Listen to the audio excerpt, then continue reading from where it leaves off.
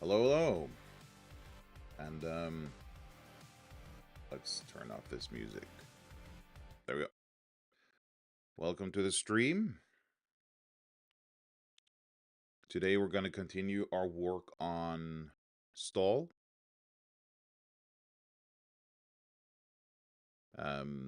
We've got the two first steps of character creation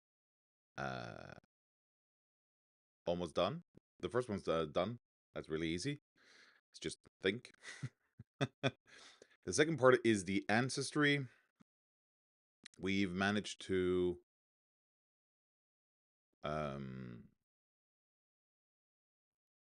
you're able to select which ancestry you want.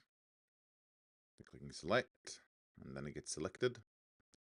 The next thing is, for some of the ancestries, you're supposed to make some choices. And that's what we're going to work on now. Let's see. This is going to be some custom handling for just some of the ancestries. So Time Raiders, they're good. Revenant, that's all fine. Yeah. Holder 2. Orc. That's fine. Emanek, that's fine. Human, that's fine. Akan, that's fine. High Elf and Wood Elf are fine. But when we get to Dragon Knight and Devil, we've got some choices to make. So for the Dragon Knight, you need to choose one of the knighthoods. Draconian Pride, Draconian Guard, or Draconian Rush. And with Draconian Pride, you also get an ability. Actually, let's see. Yeah, we got, let's, I can make the text bigger. Let's see. Presentation mode. Oh, but not like that. Like that. There we go. If we open Ancestry Benefits, we'll just go in here and edit Draconian Pride. Yes. I believe it's called Draconian Pride. We'll just add the name of the ability right here. And I also have the connection to the ability ID right over here. It's ability 1. So I could, in theory, also show that here.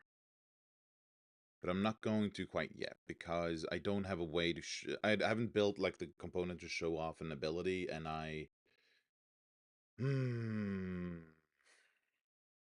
yeah, I don't want to do that yet.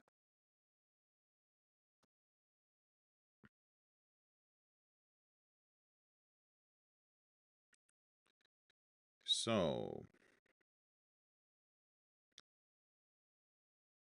how do you select one of these? Do we just add a button to select? Yeah. Maybe that's how we do it for now.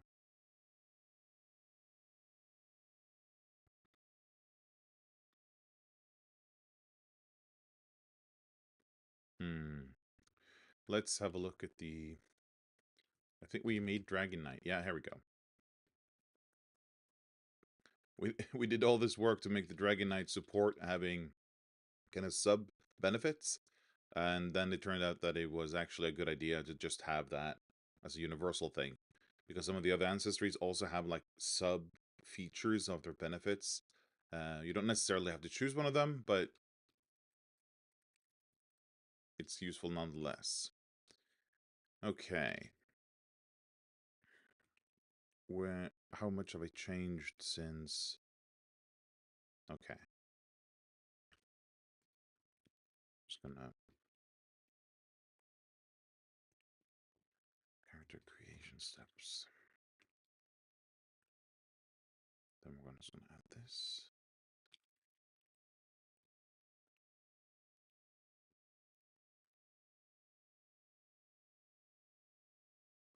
And this. Move. Unused.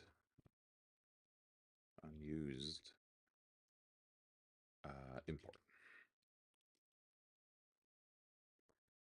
All right. Now,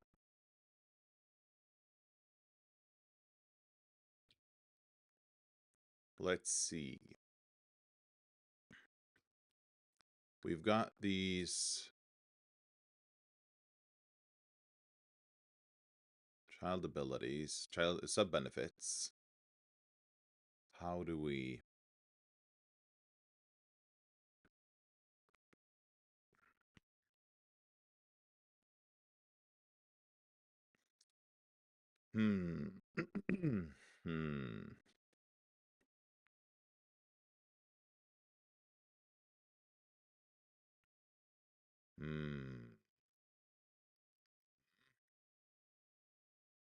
Do we maybe just add a button?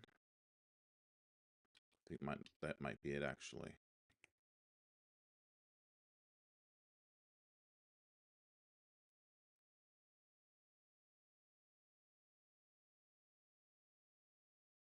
I'm actually going to encapsulate this in another div, because I don't want the pros thing to leak out. And we need to move this... Oh. This here. And then we do class, flex, justify between. And in here, we add a button. It's going to be primary, it's going to be select. And when we click on this button,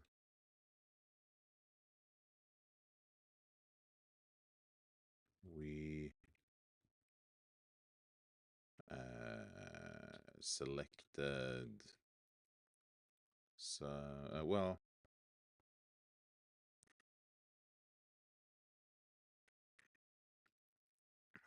sub ancestry is going to be sub benefit. Sub ancestry, that's not right. Sub benefit. Sub benefit dot ID. And we'll add the sub as selected sub benefit. Yeah.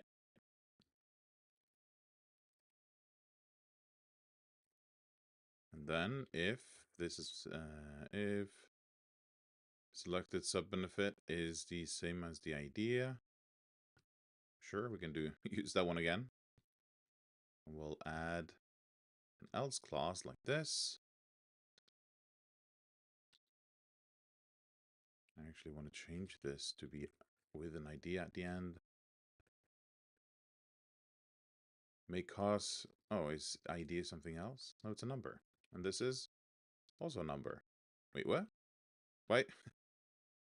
Why is there some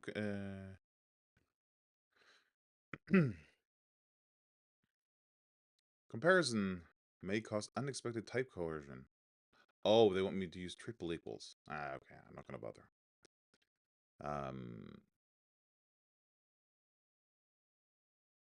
That should add the button. But I'm also, yeah, let's just see how that looks. And here, Dragon Knight. Yep, got the button. Actually, the headers are misaligned again. But I think part of that might be because we don't align them vertically. Item center. There we go. Dragon Knight. Yeah, that probably looks better. Now it's selected. Now this one's selected. Nice. They jump a bit because of the buttons, but I'm not gonna care too much about that. But what I'm gonna do is, now that I can select this, I also need to make sure that they can't select the Dragon Knight before choosing their knighthood. So, in the ancestry, I want there to be a way to disable this button.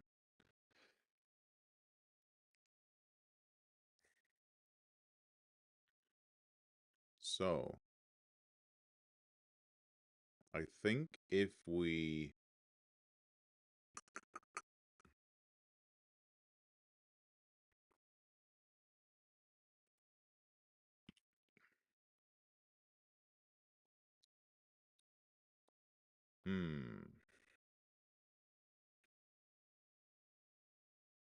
I think if we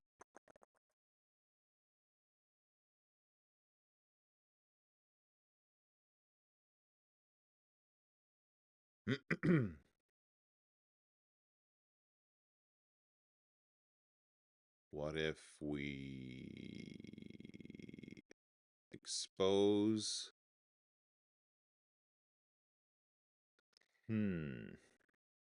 I think we can expose a variable maybe. If we look at the component thing, there is this let syntax. Let's see if we can prefix style component directives. No. Special element slot. Here we go. Slots key.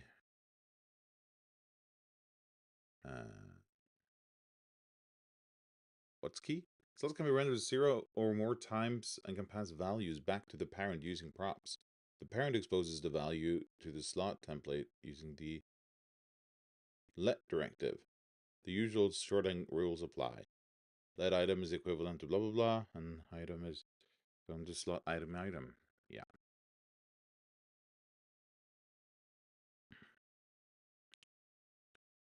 Okay.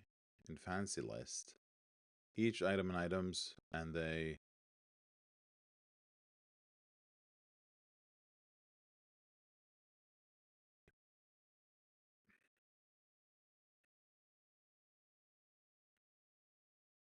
Okay, and then you expose.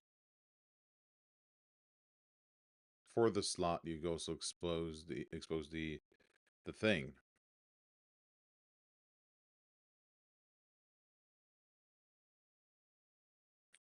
Let's see, slot name item, and then slot let item. Yeah. So I think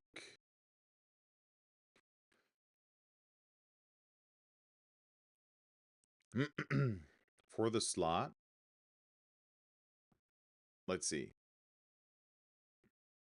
We can be selected. We assume that it's going to be true. And if we head down to the slot thing, here we go.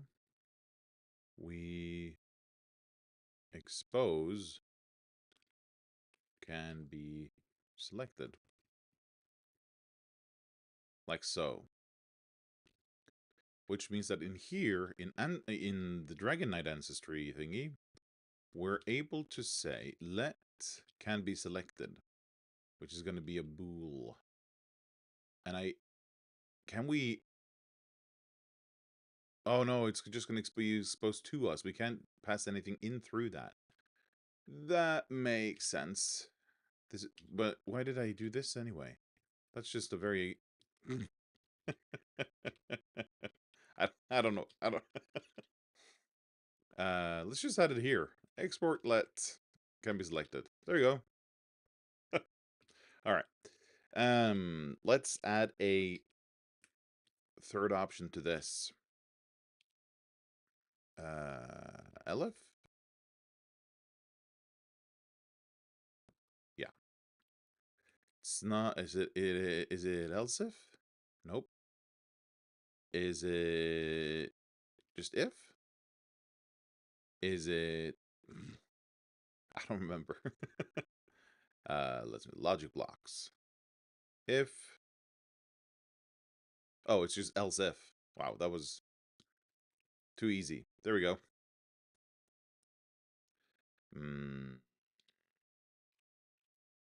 instead of this, it just says select knighthood. Knighthood. There we go. All right, let's see if that. Nope, because we haven't set it to be false yet. So in here, can be selected is selected benefit idea is not equals to 0. Then it can be selected. All right. Let's have a look. Select knighthood. Nice. And we click this. Boom. Select. Holy cannoli. That works fine. Good.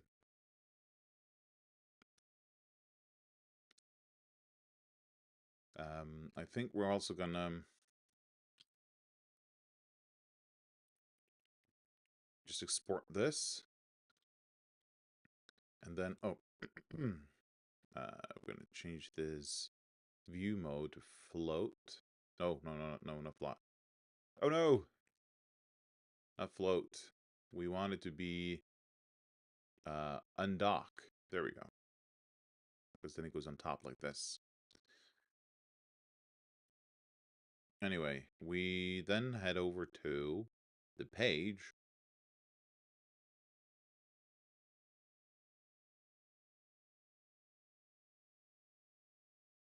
selected ancestry that is handled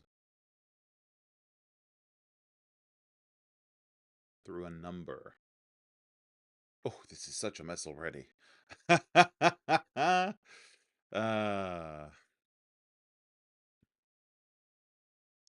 let's see.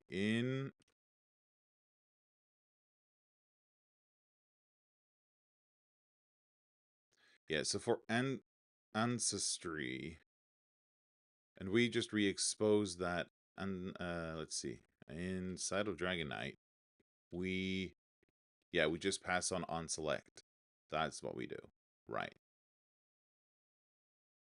And selected and ancestry. Um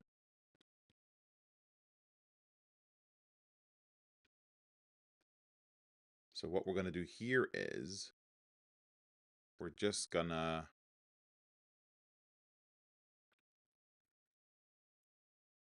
are we just gonna broadcast this? Yeah, I think so. Okay, let's not make it exported. And let's add const handle select dispatch select.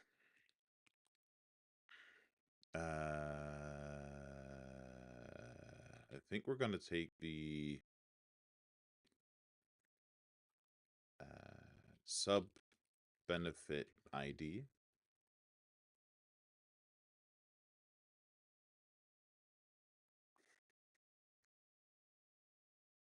Yeah, that's going to be a number. We're going to set the selected sub benefit ID to sub benefit idea. And we're also going to need to create an event dispatcher. That one. Let's do that here. Const dispatch.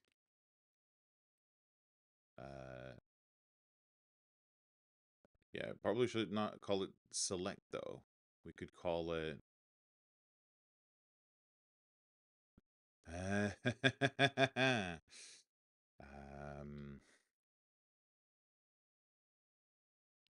sub benefit select. Yeesh. How does the select event work? That's not the right select. All right. Dispatch sub benefit selects. Yep. All this is correct. Are these async really? No, it doesn't look like it. All right.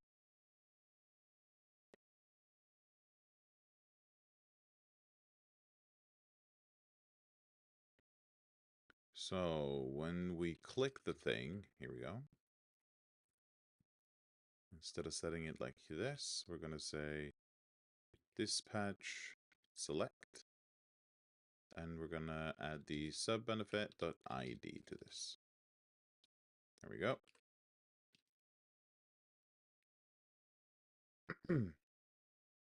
And now, if we head back up to the page on Dragonite, in addition to the on select, we can also do an on subbenefit select. And then we'll handle subbenefit select.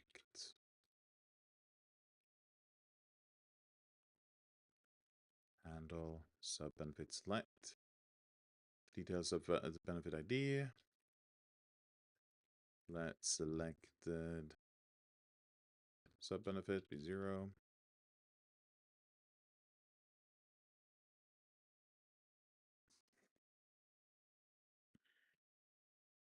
Selected subbenefit is subbenefit as number.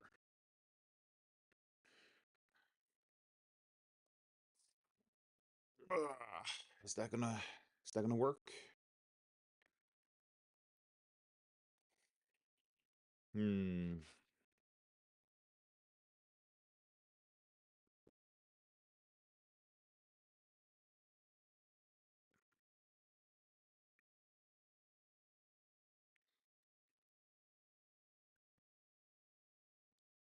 Hmm.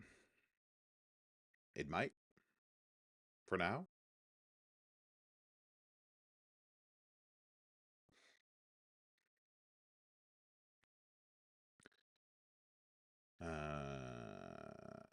Let's just save this for now. It's not going to work once we get to the devil, because the devil can select multiple things.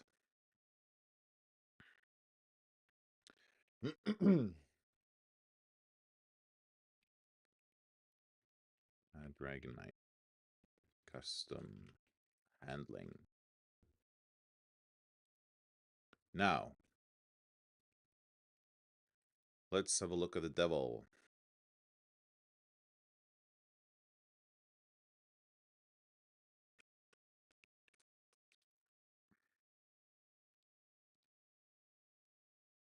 Yeah, this is now complete ancestry instead of an ancestry.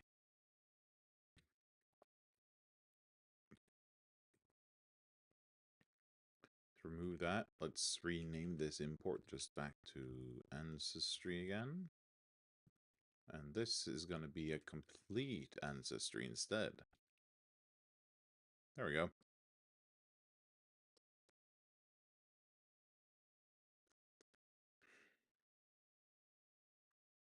Now, let's start off with copying some code.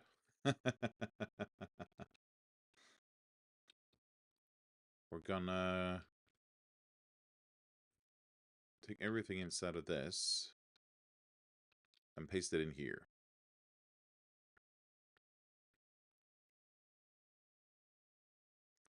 Did I just call it ancestry here? Yeah, I did. That makes it a bit easier, to be honest. We're just going to do that here too. Ancestry. Don't have to change that as much. Then it goes through the benefits, and if the benefit has a sub-benefit, it lists that one. And now we should also make the... but we also need to add... Hmm.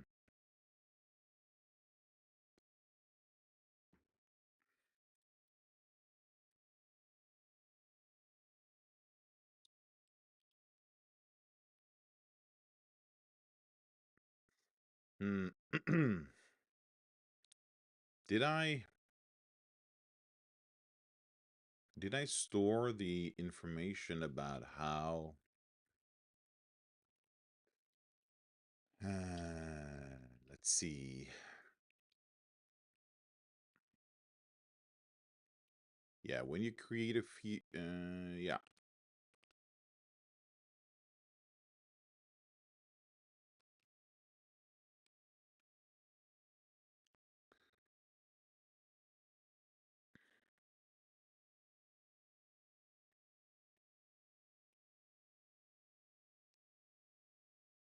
Right, so I do have the information about this. So, what we're going to do is... we're going to go here. And we'll say...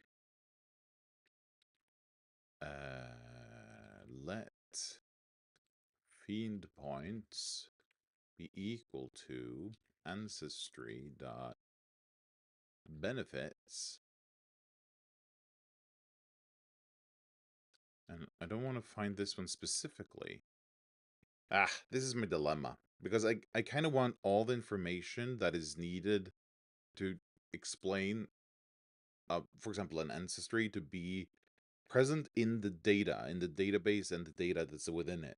So that the application itself could, in theory, support multiple ancestries having the same kind of system where you buy features for your ancestry by the fact that if you just add the right kind of data into the database, it will just work. That's kind of what I'm thinking here.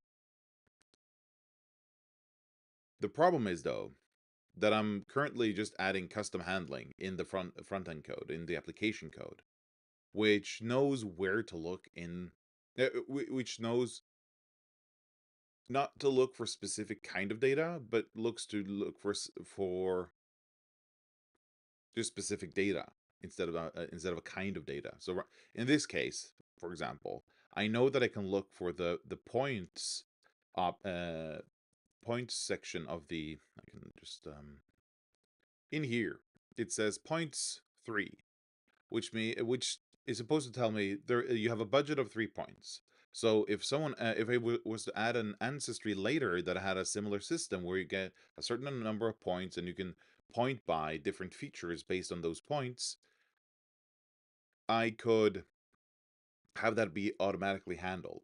In theory, I could do the same with knighthood for the dragon knight and just say, well, you've got 1 point and all of them cost 1. So you need to select one of them. I could do that, and that would make it a more generic solution, which would be more flexible if more ancestries in the future, either official ones or maybe even like homebrew ones, would use a similar system.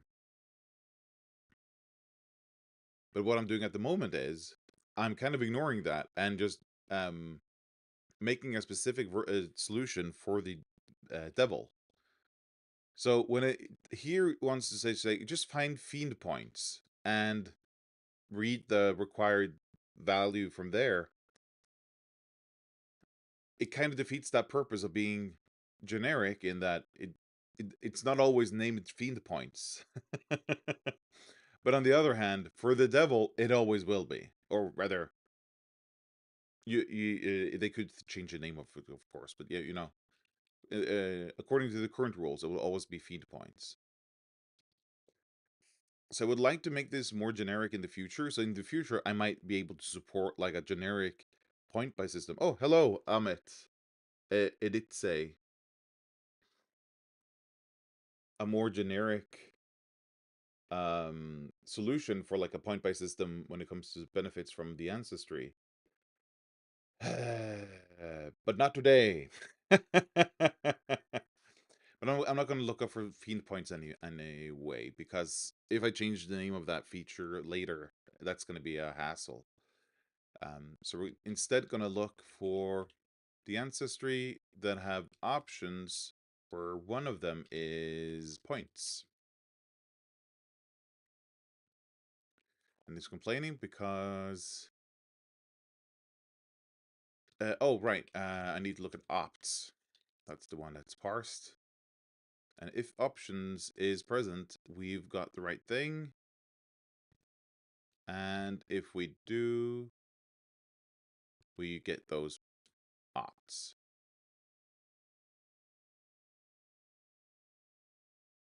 Yes.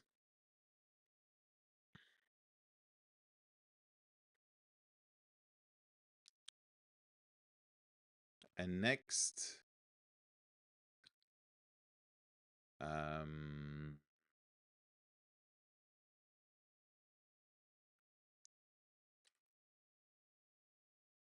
that's the number of fiend points. And then if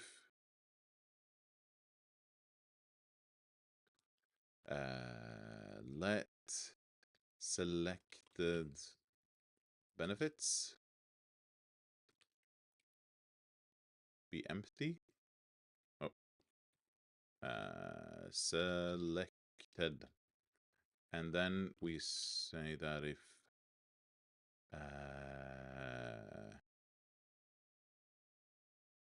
no, we can custom handle that for everyone. Then we go in here, and I think,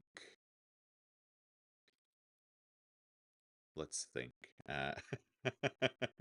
Yes, I know. We're gonna add another div around this, like so. This slot header should be on this. Bro, what are you doing? I have no idea. I'm an editor. I came just for fun, so would you please explain to me? Okay, yeah, sure. So what I'm doing is I'm building a... I'm assuming you know what Draw Steel is. The MCDM RPG. So I'm creating a character creator for the game. And at the moment, we're implementing selecting your ancestry. And for most of them, we've got something simple working. What I'm trying to achieve in this kind of initial effort is just to have something that works, something that lets you do something that gets the job done, but doesn't necessarily work the best or look the best. It, I just want it to work. And there is a lot of cleanup that would need to be done for this to be something that it would he would be more proud of. uh, so currently you can select an ancestry and it says selected, and we know that you've now selected the high elf. But for Dragon Knight and Devil, there's also some you have to do some selection within the ancestry. So for the Dragon Knight specifically, there's this feature that's called, or ancestry benefit that's called Knighthood. The legacy of the Dragon Phalanx lives in you. Choose one of the following benefits. And then you get to choose between Draconian Pride, Draconian Guard, and Draconian Rush. And before you can select the Dragon Knight, you need to select our Knighthood. So I want to be a Draconian Guard. So I select that one, and then I can select the Draconian Knight. And now that one's selected. So what I'm currently working on is making the Devil work. So for the Devil, when you create a Devil character, you have 3 Fiend points, which you use to select a number of the following features. And then there's a list of features with like wings, prehensile tail, hellside horns, glowing eyes, exposed skeleton, beast legs, barbed tail, all that jazz. And this is a point-based system where you get a certain number of points, 3, and then select one of these. And now I'm trying to make this thing work, where you get to select which ones of the devil benefits you get.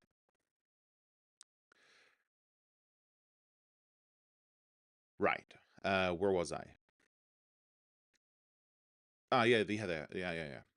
Let's see. I think I can make this work by using a checkbox. So let's do input checkbox.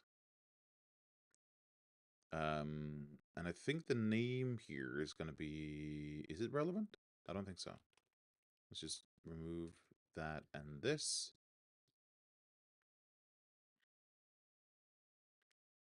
And we're going to make this flex.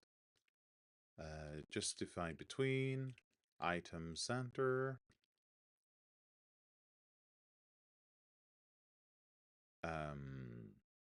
If we put a label here,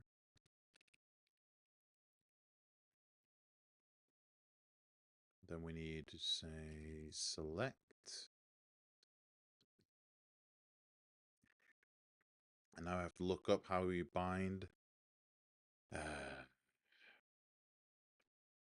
There is a way to bind these checkboxes. Let's just do checkbox. I never remember the bind group. That's the one. Only works if the inputs are the same in the same cell component. Oh, that's fine. Bind group, and you just say which one it is, and you get a list. For checkbox, you get an array. Yes.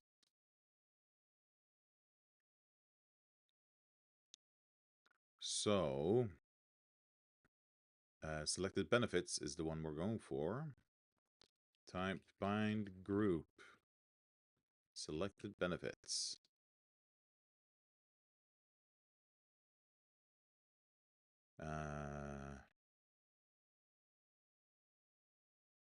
Yeah. And I think there probably should be...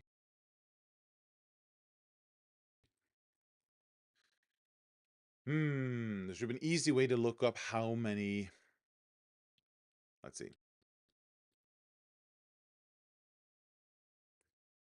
The value is what's being added. Can I make this a complex object? If we say like value is it has like the ID, which is a number, and the cost, which is also a number. No, but I need that's that's not how things work. Sub benefit dot ID, and this is going to be sub benefit dot opts dot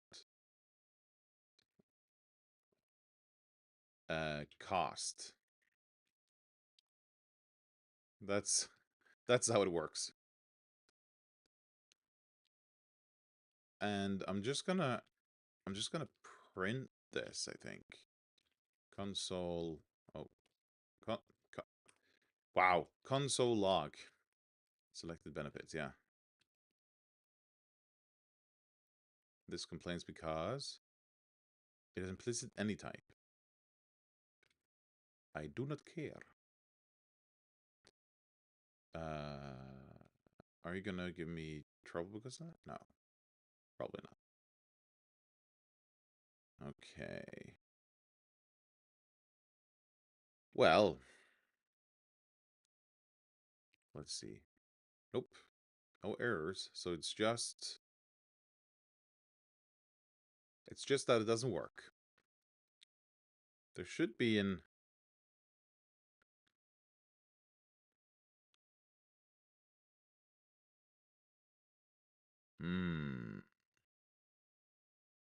should be like a checkbox over here, but there is not.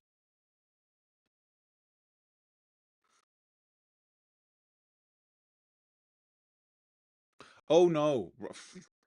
Oh wow. Right. So first things first, let's swap this out for the devil component. There we go.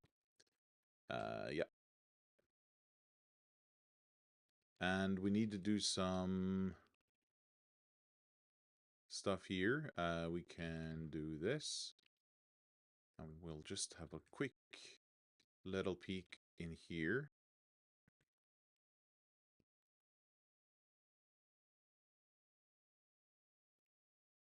And we'll just pass false here for now.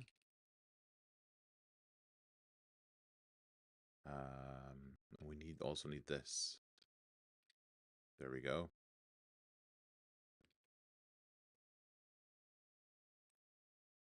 How does that work? All right.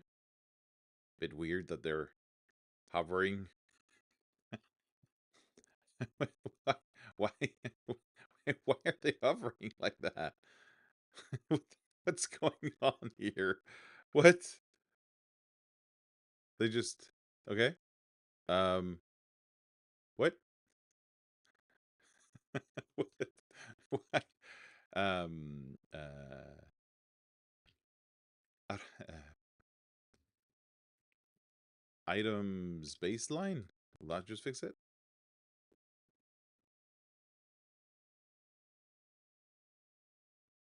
Eh, I don't know. Just make it center, I guess. And also, it's at a gap of like 2 here. And prevent them from crunching up together. Okay, let's see. Yeah, that looks fine.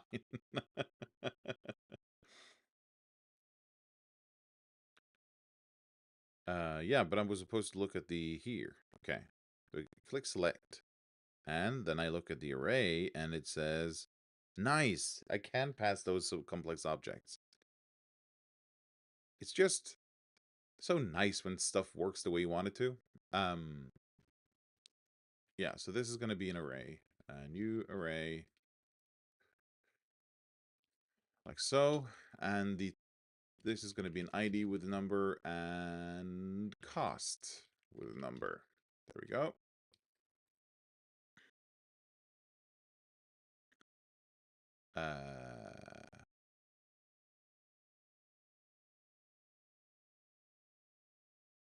And we're gonna add a calculated field property here, which is just named points left. That's gonna be field points Let's see what it does here. Fiend points minus selected benefit reduce. And wow, this is actually correct. Yeah. And Fiend points is complaining because it's possibly undefined. Well, in that case, we're just going to make it 0. Okay. How about this kind of 0?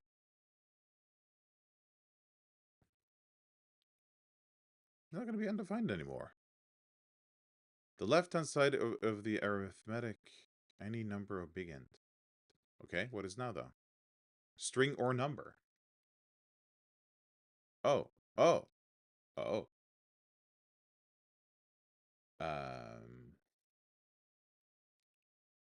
I guess... I think this works. Well, it doesn't complain anymore. A bit dirty, but is not a number falsy? We can easily check that. Just open the console, and we'll do number. And we'll just write like a blah, blah, blah. That's not a number. And if we force that to be... Yeah. So not a number is falsy. That makes sense, but then again, you need to check this stuff in JavaScript. Because not everything makes sense in JavaScript. Okay, so now we know how many points we've got left to buy for.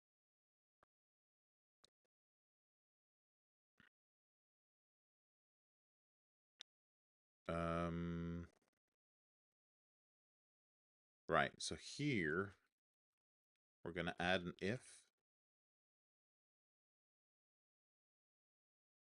And we're going to say subbenefit dot ops dot cost. And we're going to add this. No, I'm going to put this in a parentheses because we're going to provide a fallback of 0.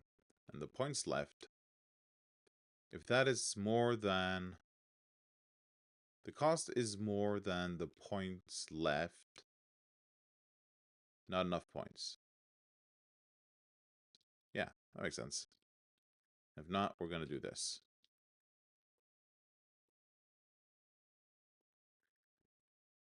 And this is once again complaining, so we'll just do this.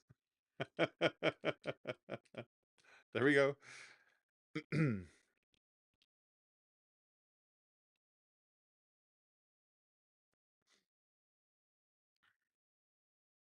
All right, let's see.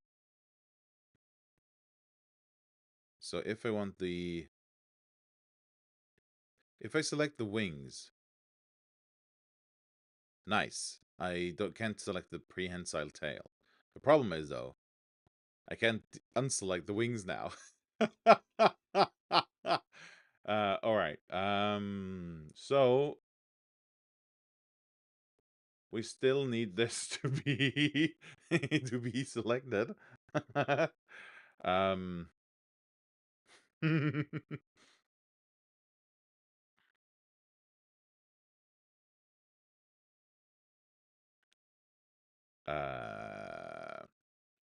So if selected benefits,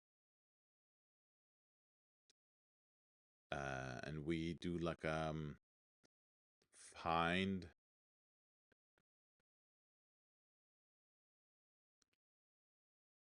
and the benefit should have the same as the sub benefit ID. So if we don't find this one among the selected ones and it's too expensive, don't show it. Yes.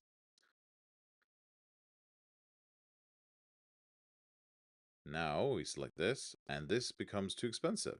That's cool. Okay. Now they're all too expensive. Excellent. Fantastic. Let's switch this.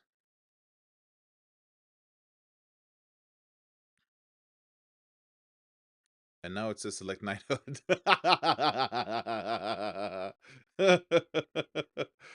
Okay. Well, we're getting closer. Oh no, because I did the thing. Oh no. uh, um, because I said that in here, didn't I? Blah blah blah blah blah. No wait, where did I set this? Did I set it in here? Yeah, I did. Okay.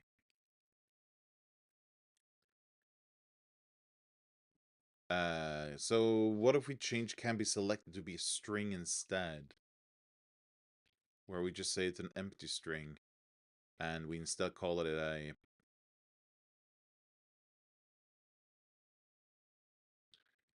selection prevention message. That's a really wordy name, but it kind of explains what it is, though. So if there is a selection prevention message, show that here. Selection prevention message.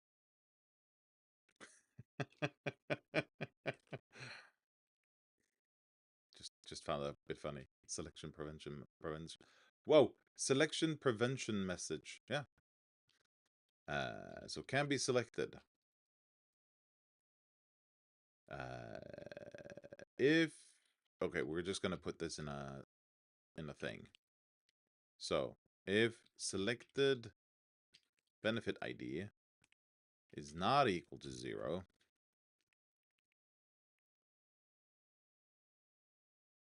if you select, that means that there is something selected, and you can do that. You can do it. If not, you need to say select knighthood.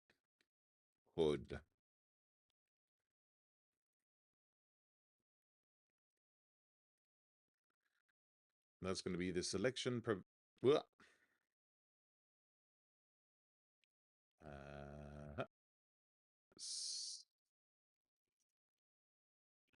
Right. This doesn't have the right syntax even. Selection prevention message. Just make it like that. And then we do away with these and just add a couple of these.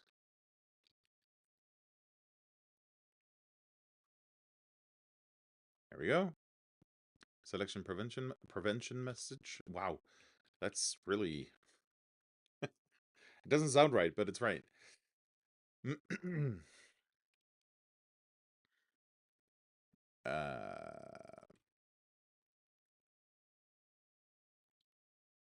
Selection prevention message.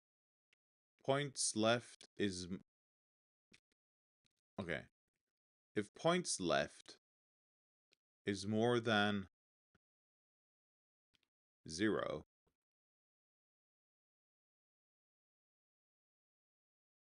there are more points left than 0, then select fiendish features. And if there are none, then points left. Yeah, that seems right. Let's remove this. And selection prevention message. There we go. Now, if we take a look at the devil, it says select fiendish features. Now if we choose 3 features, 1 point, it now says select, and you can select it. Wow, how wonderful is that? Fantastic. All right. Now, heading back to the parent page, we're going to remove the selected ancestry from being 0 all the time. Selected sub-benefit. Yeah. Let selected... You know what? I'm just going to selected... This is basically just selected knighthood. Let's be upfront about this. Selected fiendish features. Yep, it's gonna be... No, it's gonna be a list of numbers. So we're just gonna make that a new array of number.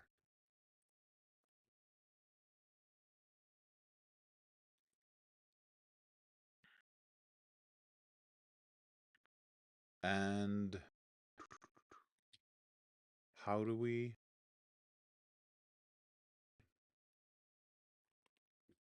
handle fiendish feature select?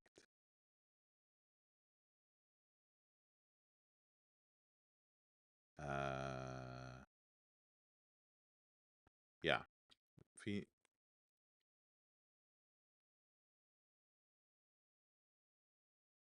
No, the detail is going to be the selected features.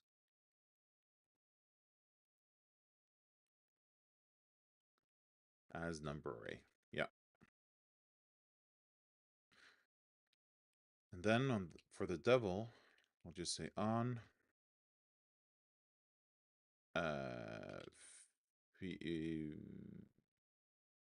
features select handle fiendish feature select. There we go. And now if we head into devil, we need to configure, make this,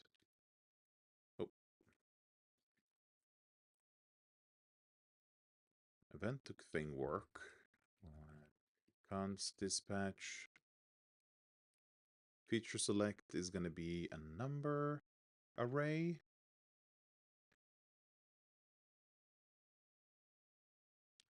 And I think we can just do like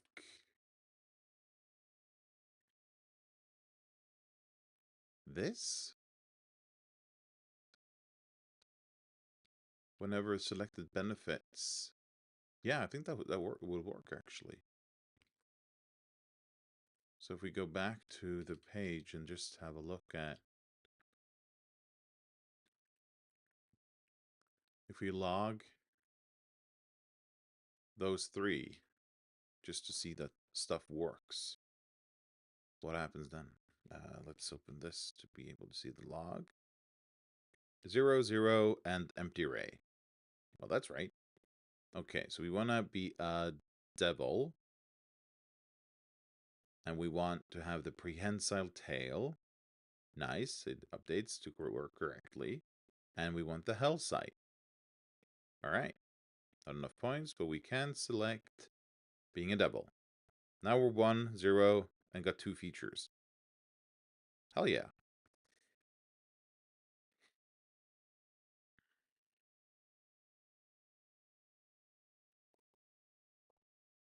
But if we instead want to be a Dragon Knight, we can go and say we're going to have Draconian Rush, and select that. Now, none of that worked. Oh wait. Oh, we just scrolled away. Okay. Yeah, that worked. Excellent. The only problem is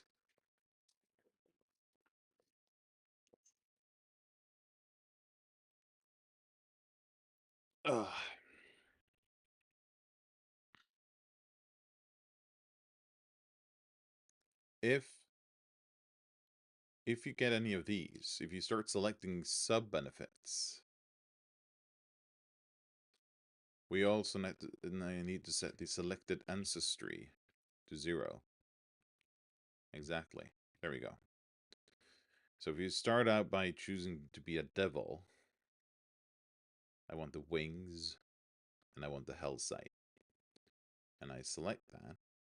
And I now start selecting, no, actually, I want to be a Dragon Knight with Draconian Pride. This gets deselected. That is nice. And now I can select this instead. All right, that's good. Let's remove that log line. I'll just say we've added the devil.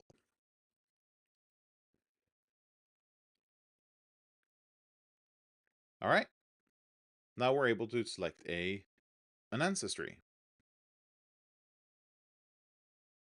A nice thing would be to show a summary of what we've selected, but that would be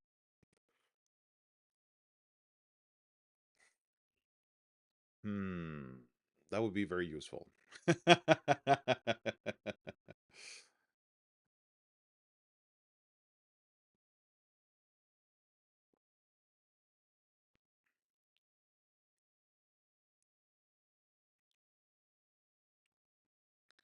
Where did I put the thing? There we go.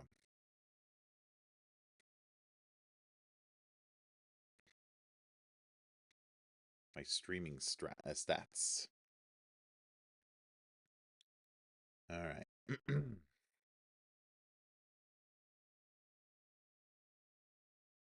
Now, oh, I really got caught up on the preview thing.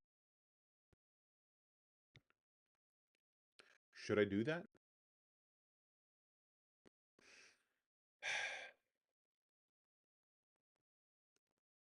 No. No, not yet.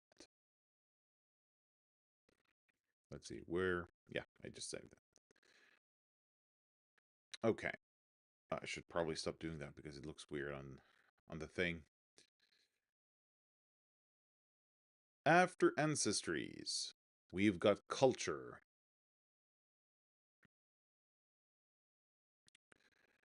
So that's going to be our next thing to add. Let's go back here. And we had creation steps. So we're going to add one here. Step 3, culture. That's going to have some text associated with it. Blah, blah, blah, blah, blah. There's a lot of text about culture, actually. This is a bit about creating culture. That's not really what we want. We just want the easy or the short introduction here.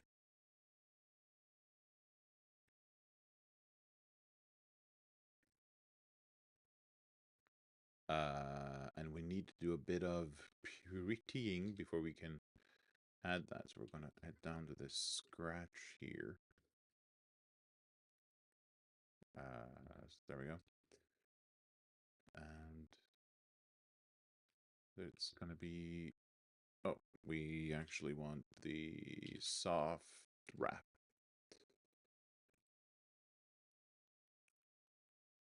There we go. Paste that in there. And that's another step. So if we go back here and refresh. Ah, yeah, it didn't show up. That is because we're custom handling everything? Is that right? Yeah. Yeah, we are. Okay. So if we paste that in here and we say that we want the third step. Oh, the third step. There we go. Yay, culture. What makes a hero? Is their desire to stand up for the innocent and protect others somehow innate? Are they born knowing that tyrants must fall? Does a higher power instill the idea that sometimes those least deserving of compassion are those who need it the most? No. A hero's life experiences teaches them right from wrong, and that experience starts with the culture that raised them. That's a good introduction to the culture. All right, it's 10 o'clock. I'm going to grab. Now I'm out of drink. So I'm going to grab some. I'm going to get me some coffee. I need some coffee. And I'm going to take a small bio break. So what I'll do in the meantime is I'll put on. Let's see if we go into Studio mode. I can make this other thing ready. So let's see. I'm just going to add some tunes to the intermission image. All right. So I'll be back in like 5 minutes, I think. Just gonna grab me some coffee. And yeah, here's um here's a nice image to tell you to hang on, and a bit of music while you wait.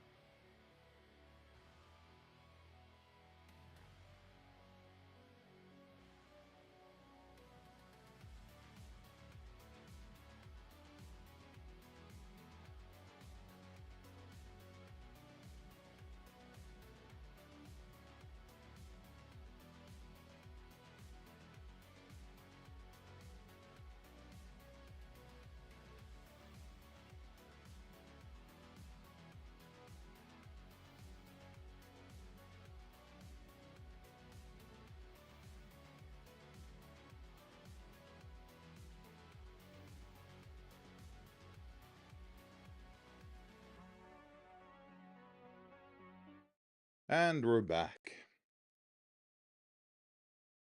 Let's see. Got my cup of coffee. It's in my TARDIS mug.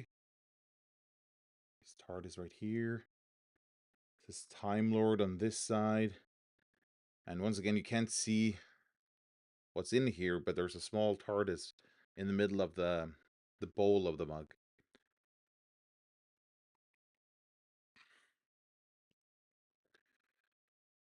Okay.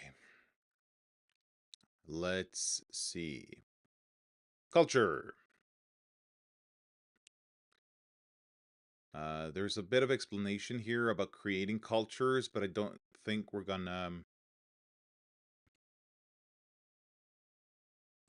spend any time on that.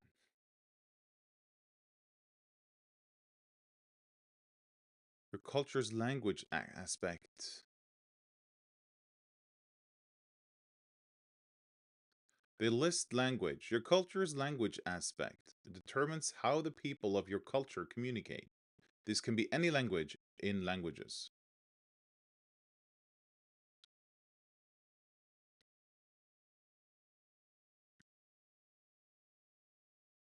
Let's see. Culture benefits. The culture you choose or create grants you the following benefits. You know the language of your culture, in addition to knowing Kalian.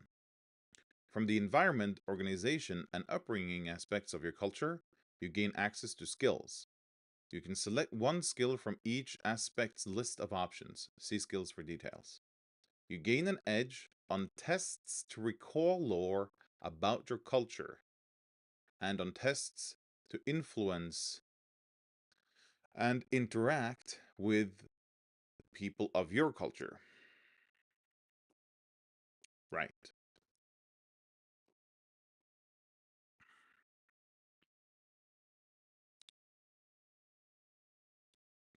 So the first step is to basically select the language.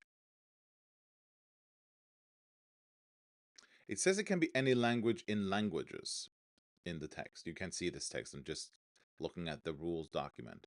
Should I maybe put that on screen too? Yeah, let's just slap it on top of everything else. You know what? I'm going to go into Studio mode first, just to make sure. I'm going to add let's see. We're going to do a bit of screen capture. We'll call this rules. And that's going to be window. And we're going to select preview. That one. Look at that. And then we're going to make it fit our screen. We're just going to go full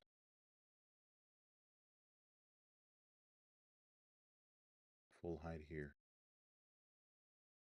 There we go. So I'll just have to remember to to remove this when I don't need it anymore. Okay, let's transition that in. There we go. All right, so now you can see what I'm seeing. Okay, so for language, it just says select any language. There's gonna be any language in languages. And if we go back down to look at languages, and for some reason they've managed to make the headers non-searchable, which is a bit unfortunate, but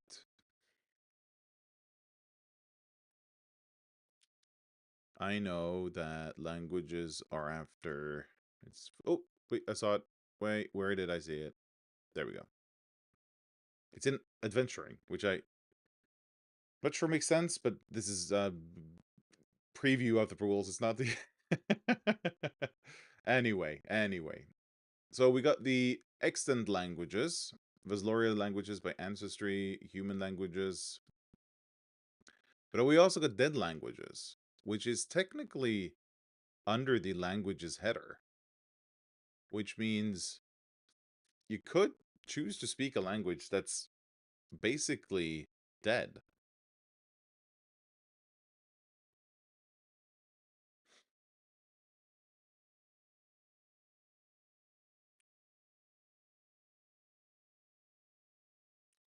Um,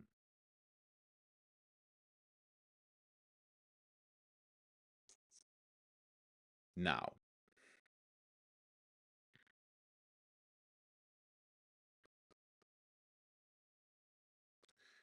I I put all these languages in. So, how should I put this? You just select one of them, basically. Yeah. And you also know Kalian. So that should be selected automatically, basically. All right. Let's. How do I just deselect everything?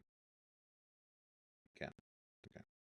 Well, if I have to select something, I don't know that one. Uh, Sometimes I struggle with deciding should I how much time should I spend planning? Because sometimes I just want to plan forever, and other times it's better to just get started and then figure things out as you go. And I haven't really found the proper balance for this yet, despite being a software developer for 10 plus years. So, yeah. Okay, if we I'll just have a look at the rules again, because basically it tells us if we look at culture.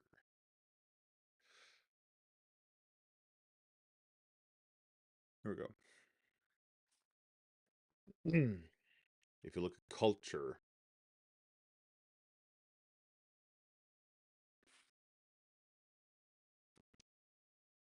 you know the language of your culture in addition to knowing Kalian.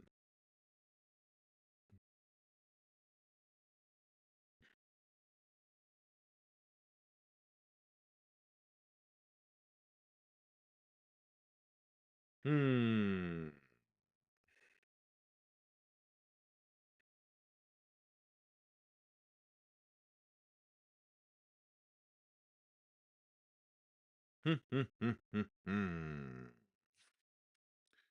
All right. Let's.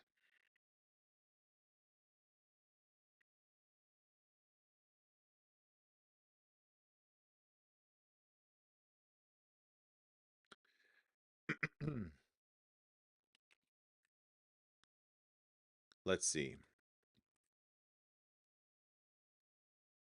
There are like multiple steps here. That's what I'm trying to get at. That's what I'm thinking.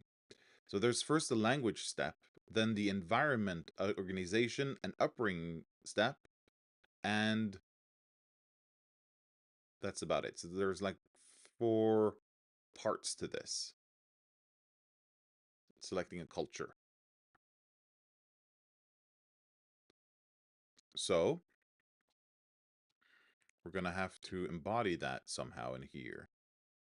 And I think we're gonna do it with. Okay, we're just gonna call this language.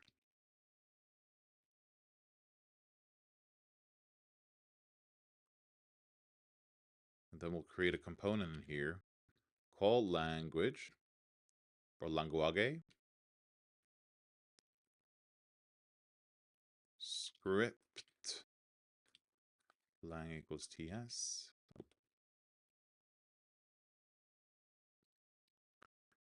And inside of here, we'll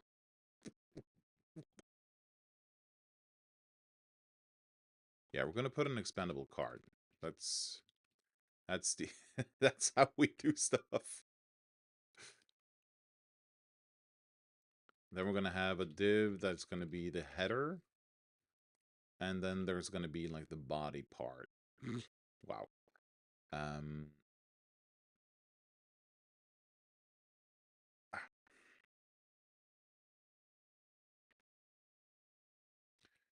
We're going to have a... I think I'm actually going to export that selected languages. That's going to be in number array, yeah. And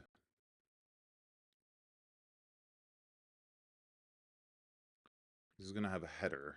And this is going to be an H3. Yeah, basically this. And right here, we're going to have a...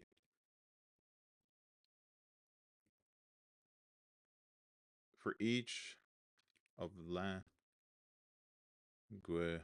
languages, Jesus. Export languages. Yeah, let's make that a string for now. As language.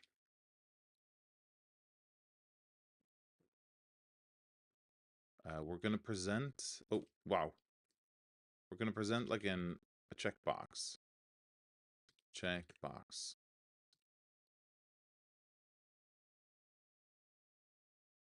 Yeah. Gonna surround it by a label.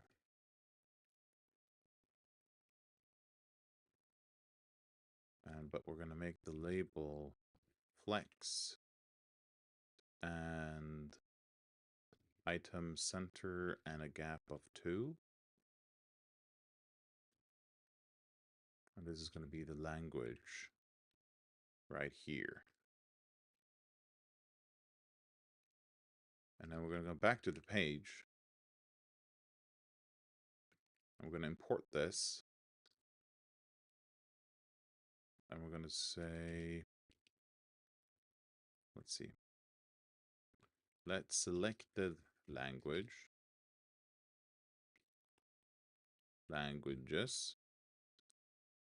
And we also need to return, we can put that in here.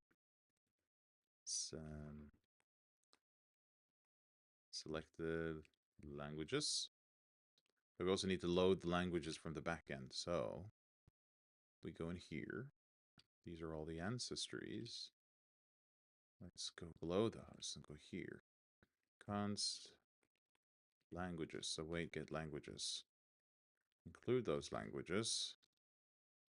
And we need to go to the store and implement that. Async get languages. Yep. All right.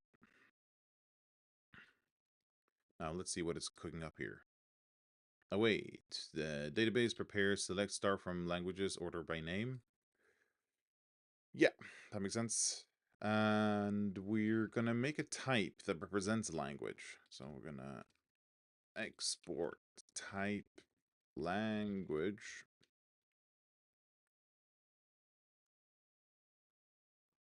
It's gonna have these 3 at least.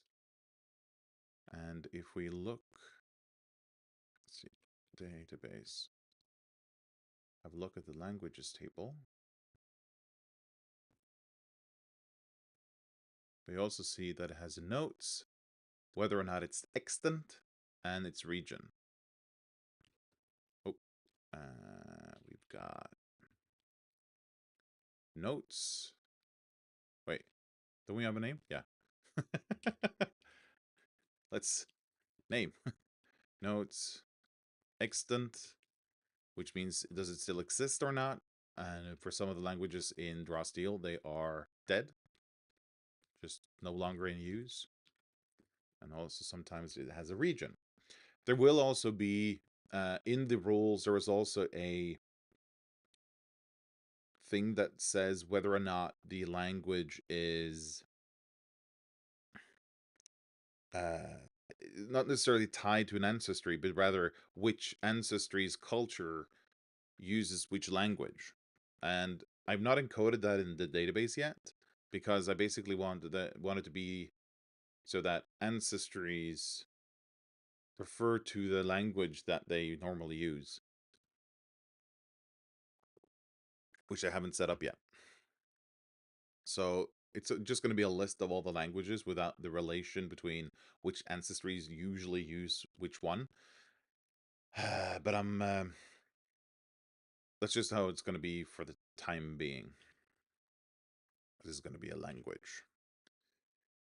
I'm going to return the results of that. Yep. And then we get languages here. Then we get languages here, and then we can pass those languages on to here.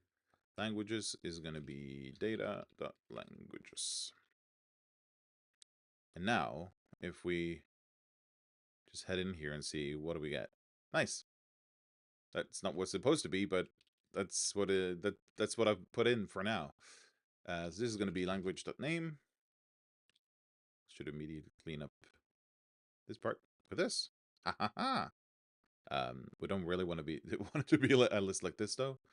And also there's like a checked property, and we're going to set that to true if the language.id is a specific idea, and that ID is, if it's Kalian. Where are you? Kalian.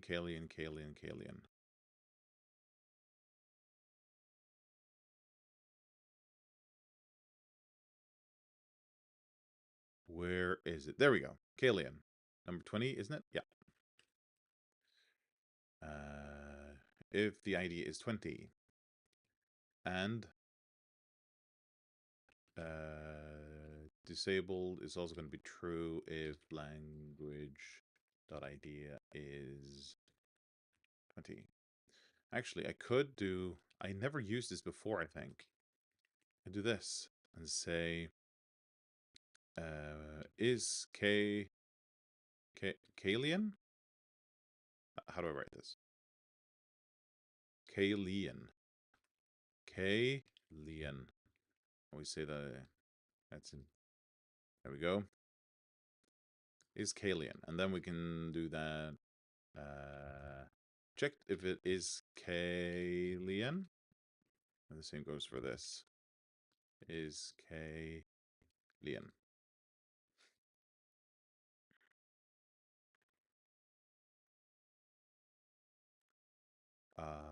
This is not getting the this. Oh right. Because it still thinks this is the thing, but this is going to be a language, like so.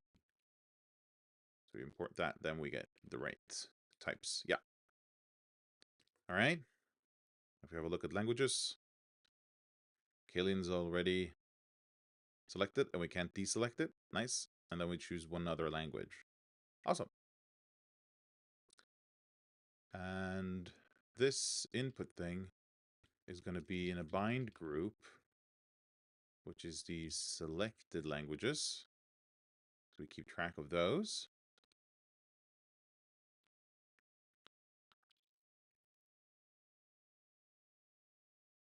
And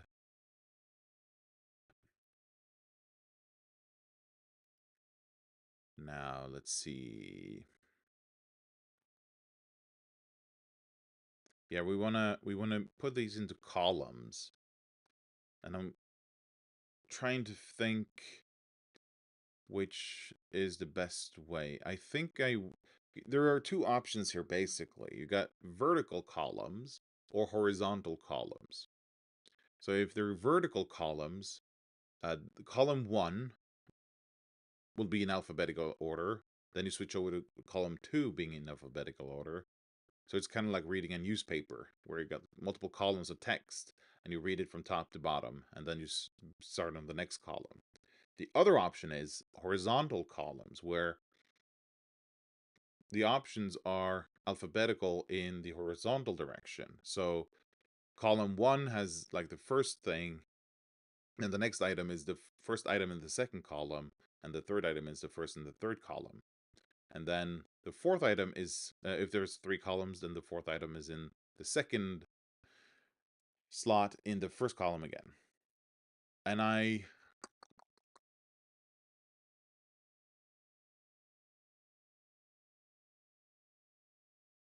I'm not sure which to select.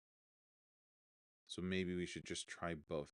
The thing is, I know that there's like a built-in feature in CSS to get columns going for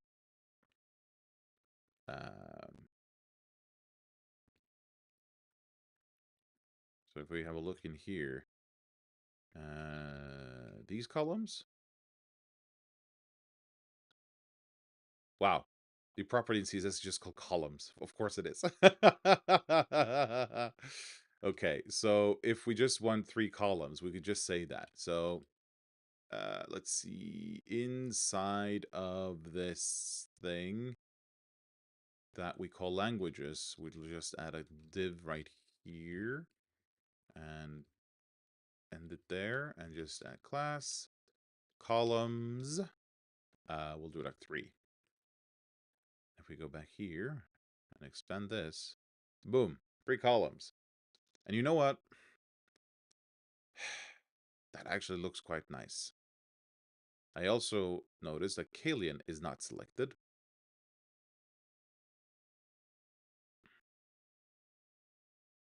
Wait, what? Okay, so Kalian is not, you're not able to select it. So it is disabled, but if you select one of the others, they all get selected. What is this? Wait, what? how does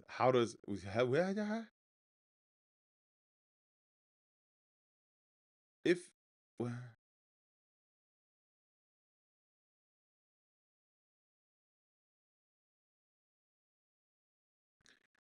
am I not understanding how const works for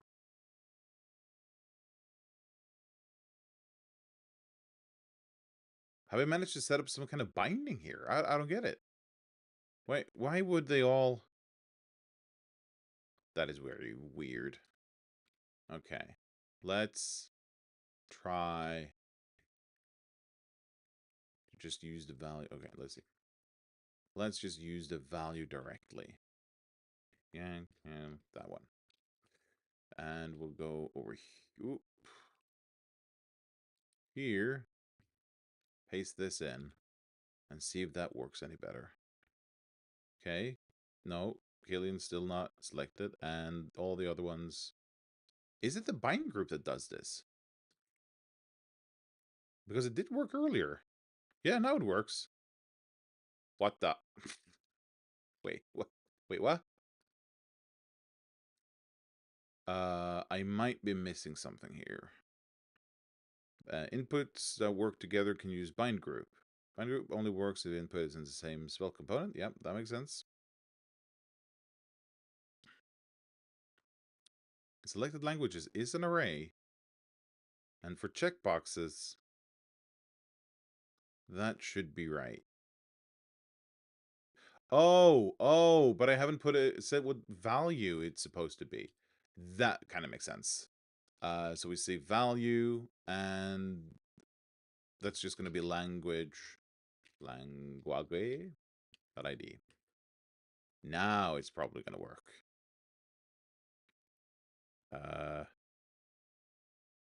Wait, where did Kalian go? Oh, there we go. Can't select it still, but these will now work. Okay. Good.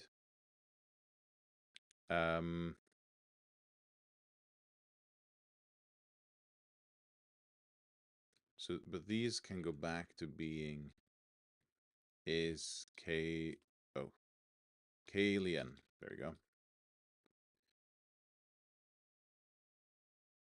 All right. These work. This does not. Ah, right, because it's the thing. Ah, yeah. Of course. So I can't do this. But what I can do is I can start the array off with 20. No, that's not how you do it. How do I add items? I just put. How does it know the difference between the length of the array and just me adding items? It doesn't, does it? Well, I could do this maybe. And then if I spread this, that might work. Yeah, apart from the fact that it doesn't. Well, you know what? If I'm gonna do that anyway, I can just do this. That's a lot easier. Okay, so apparently I've misread the the idea of the Kalian. No, no, it's right because the thing. What? um, why does it think Anjal should be? That doesn't make any sense. Have I read Kalian wrong? No, because it deselects the right one when I do it down here. Value is going to be language.id.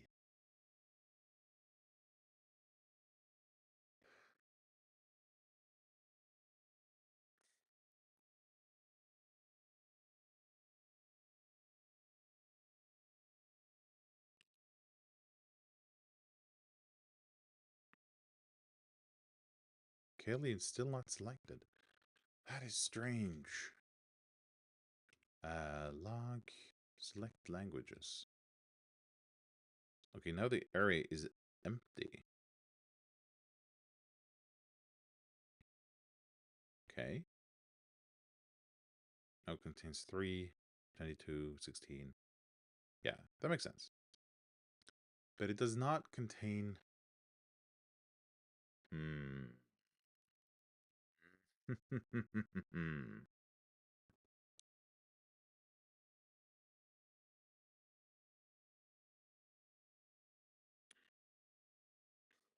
Hmm. It won't add the Kalian language to the selected languages. That is interesting. I want that to be added automatically. Why is that so difficult? Uh,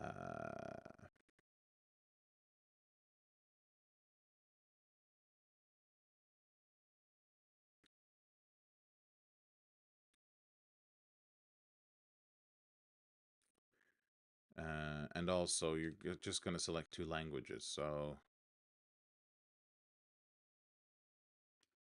we're going to go let can select languages. But it's only going to be true if selected languages are the length is less than 3. Yeah. We can make this one of these. And we can say if it's Kalian, or you can select languages. Oh, come on. If you can select languages, or it's it's Kalian. It's disabled. And that's going to be a problem right now because we've selected 4. Okay, refresh. And okay, so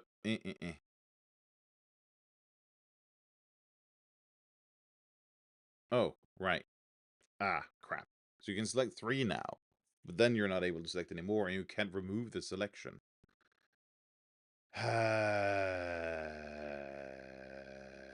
Actually, what we're going to do is we're going to get away with do this away, and we're going to add just like a button at the bottom here. Add a card, and we're actually just going to make this easy and go here and have a look at this button. Grab these 10 lines of goodness, and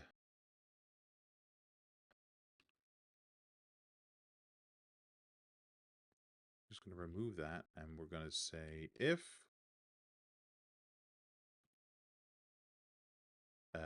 select languages is equal,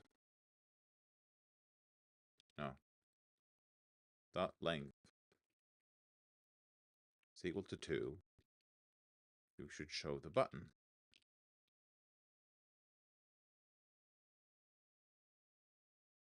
And then if it's if it's 0, but if it's less than 2, it should show a message. That should be select 2 languages. Like so. And if it's none of those,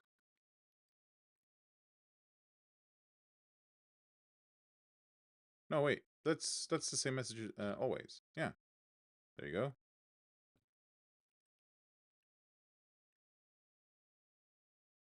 On click. Sure, dispatch select. And that patch? No, dispatch. We need to create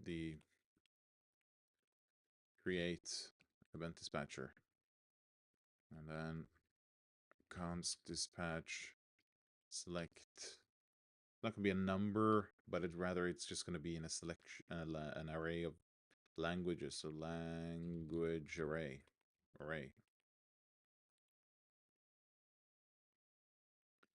And we're just gonna go dispatch select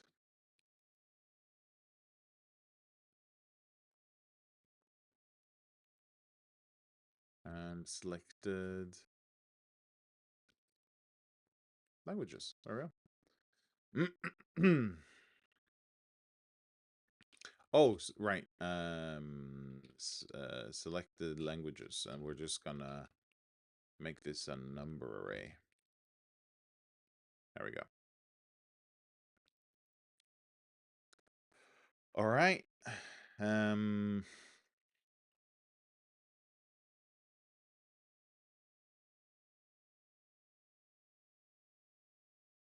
Yeah, now it says select 2 languages, and then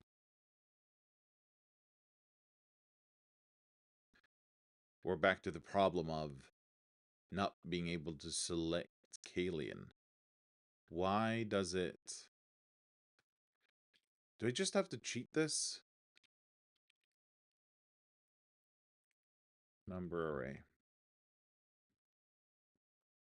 If I just do like unmount. Yeah, basically this, but it's just going to be 20. I think this is going to work, but I don't like it. Yeah. Ah, I knew it.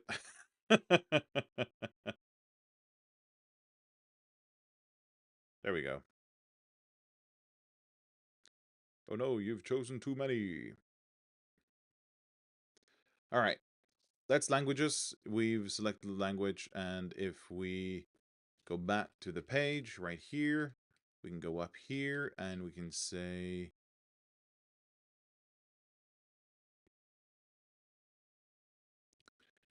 if we const handle language select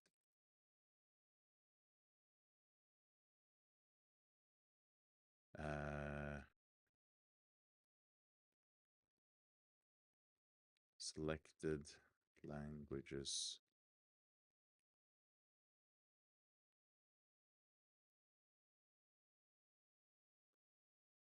languages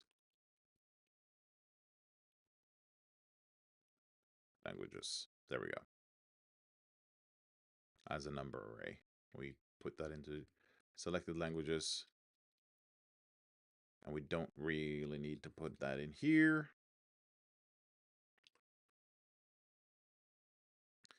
It makes me come back to the fact that we probably should have like a here are the selections you've made thingamajig.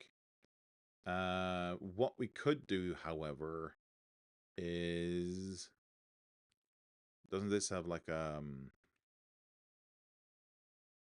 expanded? There we go. I'm just gonna make this. Just gonna re-export this. Export let expanded equals false. And once they've selected a language,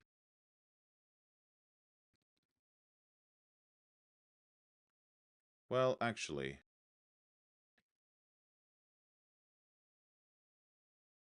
let's just make this like a regular thing. And when we dispatch select, we also set expanded to false. And this needs to be bind expanded. There we go. So if we go in here, we select Hobgoblin, we click select, and it closes again. Nice. And just for the fun of it, let's just add the selected languages to the header. We could do like this. Nope. There. And we also add class. We make this prose. And then we add like a just span over here. And in this span, we do selected languages. We map those. L. We do languages.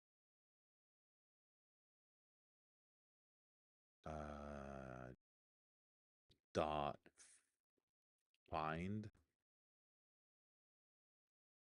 Okay, let's make this SL for selected language. And in here we do L dot ID equals SL dot SL. And we get the name. And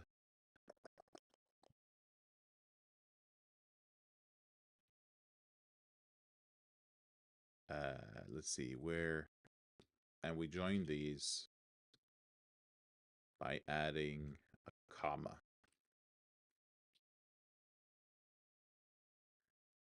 And then we just claim that that's always going to work. And this, let's see, this thing is going to be flex, just define between, item center, and it's going to complain that I used a exclamation mark. That's fine. Now we're going to go Hobgoblin, select. Holy crap, we've selected Hobgoblin and Thingamajig. But we're also going to add some classes to this. I should probably just make that its own thing. I'm just going to copy that from... Yeah, from... Oh, no. From this. I've used it so many places now that I should probably just put in like a, a central thing.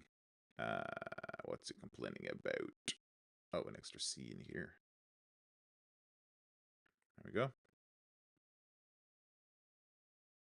And Heraldic.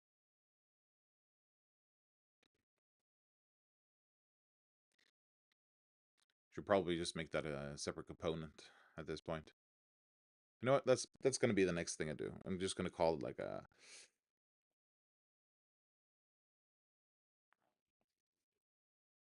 subtle text thing or something. I don't know.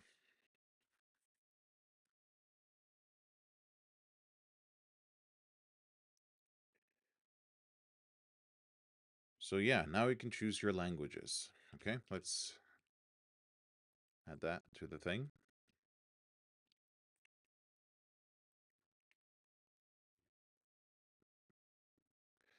And actually, let's just go ahead and make the component right away. So, components, Swift component. What are we going to call this?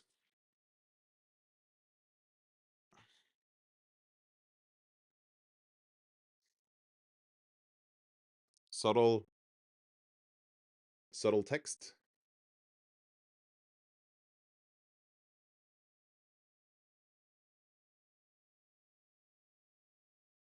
Yeah, sure.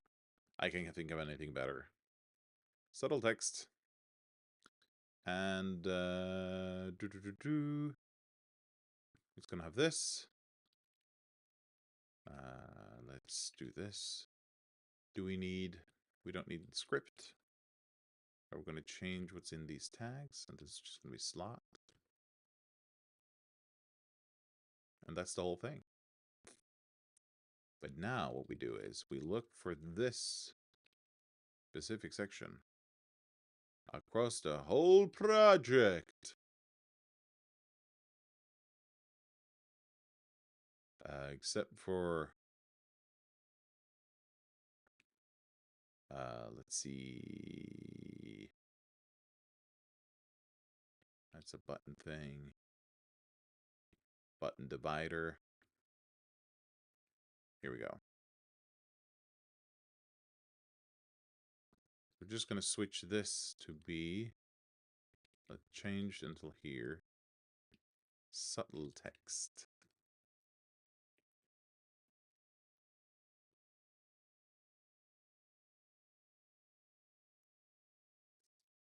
And actually, if we do this, we get it in a separate window like this.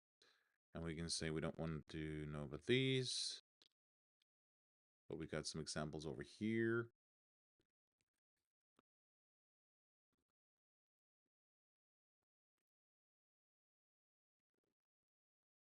Subtle text. Subtle text. Instead of devil.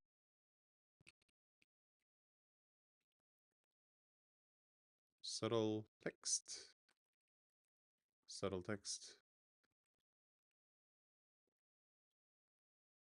There we go. Subtle text. Subtle text. It's apparently present twice in this file. So we just go over here and we select both of them. Say subtle text. Subtle text. I think that works for both of them. And then there's something in these. What's this? Overall experience. Oh no, this is something different. Oh. Yeah. All right. Just close that.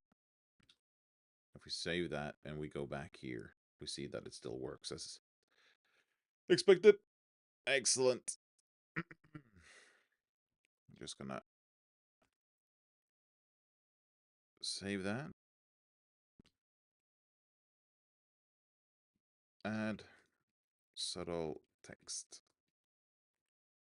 Not the best name, in my opinion, but, you know, it works. Okay, so that's language selection. Now, if we have a look, I'm just going to show this to you too. The next thing is the environment. And here you select either nomadic, rural, secluded, urban, or wilderness. And with that, you also get a certain... You get options to select a certain set of skills.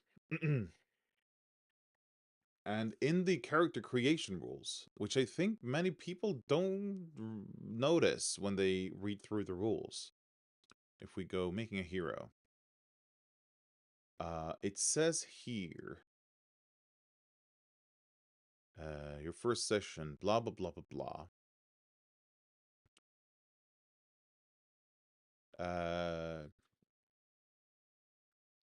Blah, blah, blah, blah. That said, the order of the steps is a suggestion, not a hard and fast rule. That's good. Blah, blah, blah, blah.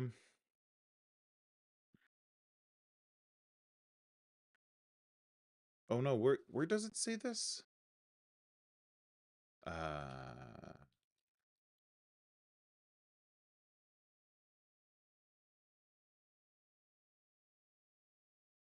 Let's see.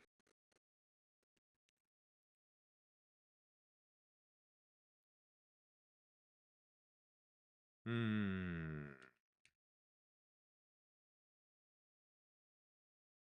Ah, right here, there's a sidebar. Choosing skills. This game has a lot of skills and lots of opportunities during character creation to gain them. We recommend recording a list of all the skills you might gain from the different steps of the character creation process, and then make your choices at the end of that process rather than flipping back and forth through the book. If you gain the same specific skill from two different sources, for instance from a career and a class, you can pick a different skill from the same skill group. See skills for more information.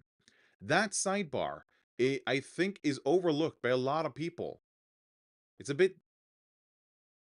It's too bad that it's like at the end of the thing. Well, I don't know if it makes sense to put it before either, actually. So I can't really blame them. But that sidebar is really important because I see a lot of people commenting that, oh, it's such a hassle flipping back and forth when choosing skills. And there's like a literally a sidebar that explains just write them down and come back to choosing skills later. But I understand that people start character okay, ancestry. Okay, let's go choose an ancestry, and then they come back here to see what's the next step after and don't read this part early enough. But yeah, this choosing skills part is really, it makes it so much easier, and that's what I did when I created Side One. And you can watch that video separately, and that's what I did back that time. I just um chose. I just wrote down the skills that I got from my class and everything, and went through and picked them later. And that also makes sense because sometimes you get some career skills and you kind of find out what your career is after your culture, which means that maybe you want to change your skills based on the career you end up taking, because that might influence the culture that you grew up in, basically. Oh, sorry. And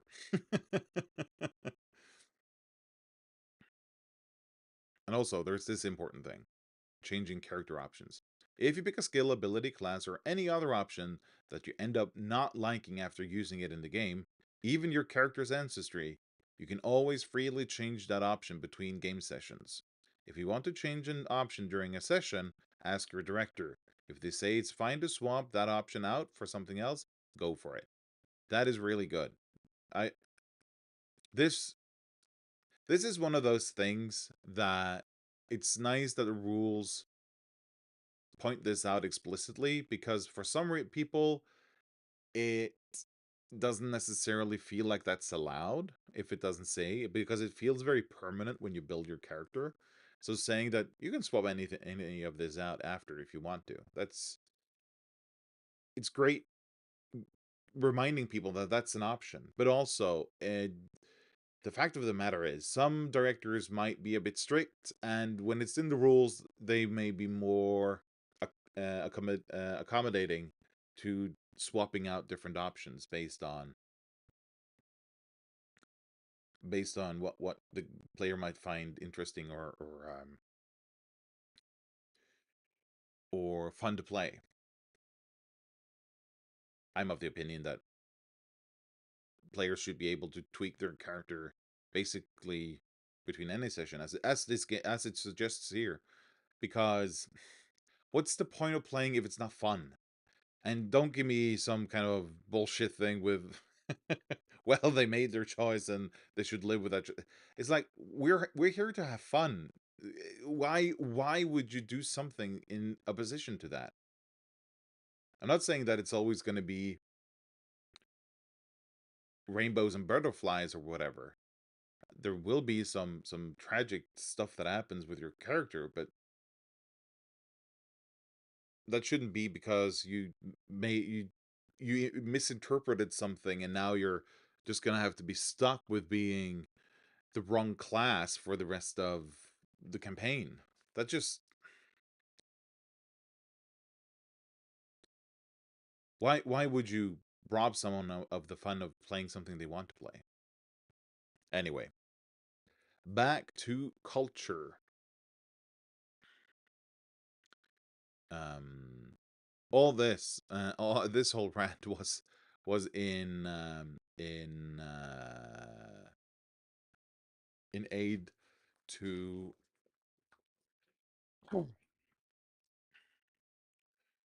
to help me out of here. It was in service of skills and the skills you get from your environment.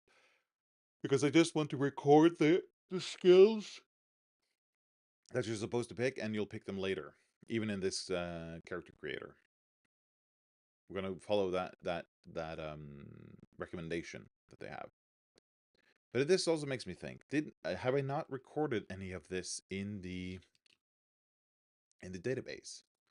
So if I go, oh, nope, that's not the one. This is the one. Actually, we need this. Oh, that's not the right button.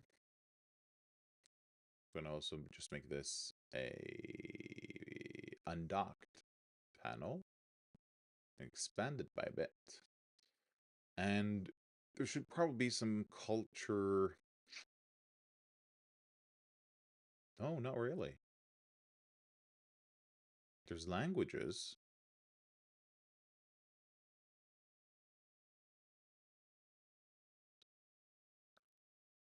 Oh, right. It might be, yeah, then it's upbringings and organizations, probably somewhere in here. Organizations, yeah.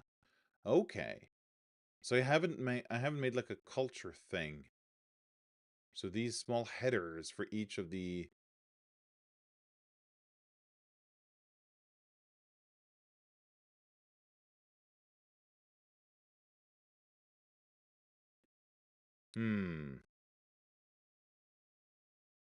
yeah. Interesting.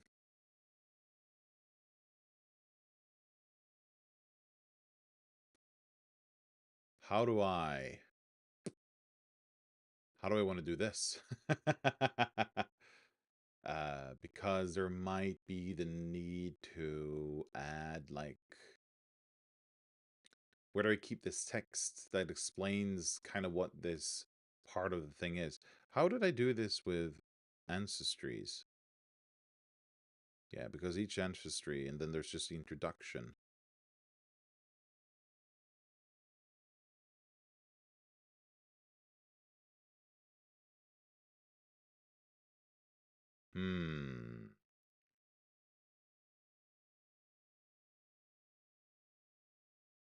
Yeah, I'm not really sure I did this the right way, to be honest.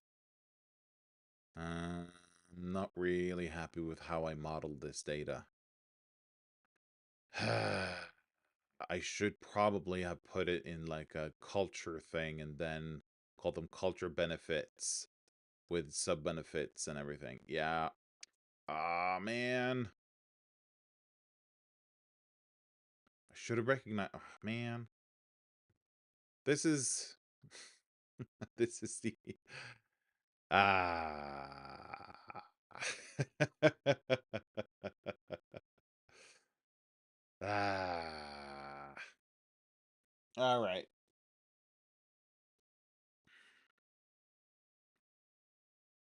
All right. All right. All right.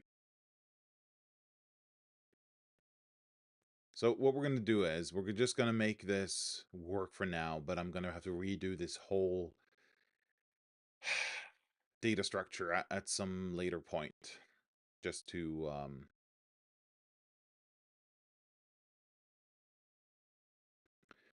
that's really annoying. Okay.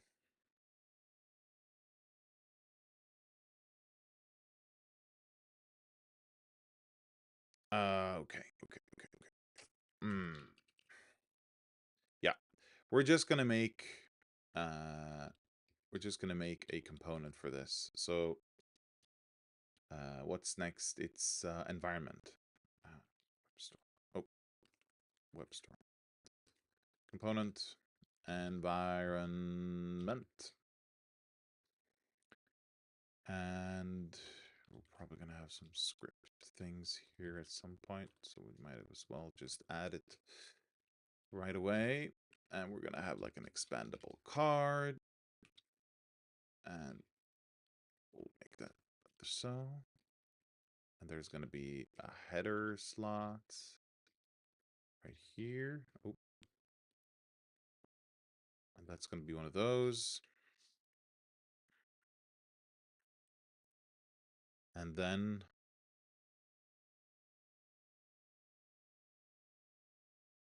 no, it won't be columns, but it will be in each, and this should export let, and this is going to be environments,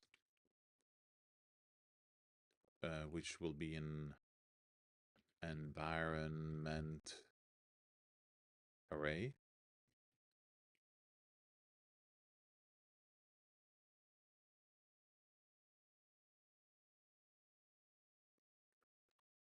Let's just go to the store and get environments. Select star from environments, order by name. Sure, we can order by name. And this is going to be an environment. No, we're not going to import anything. We're going to make that a thing up here.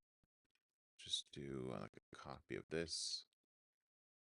And this is going to be type environment.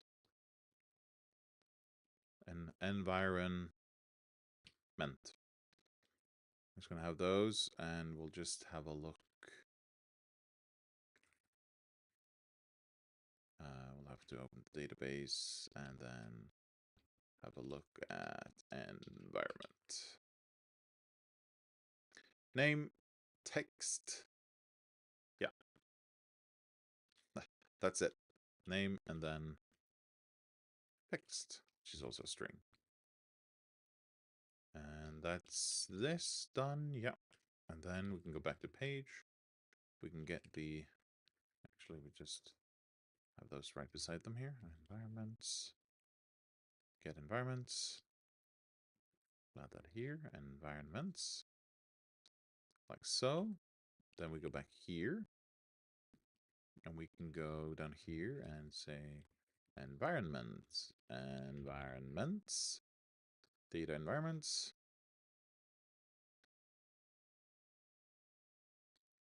Oh, we actually don't record the selected languages. Handle language select. On select handle language select. Oop. Nope. On select handle language select. Just gonna add that back into the thing. Those two lines should be added to the previous thing. No, that's not the previous thing. Handle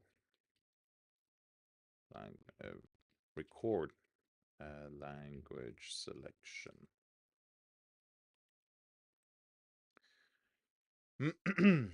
All right.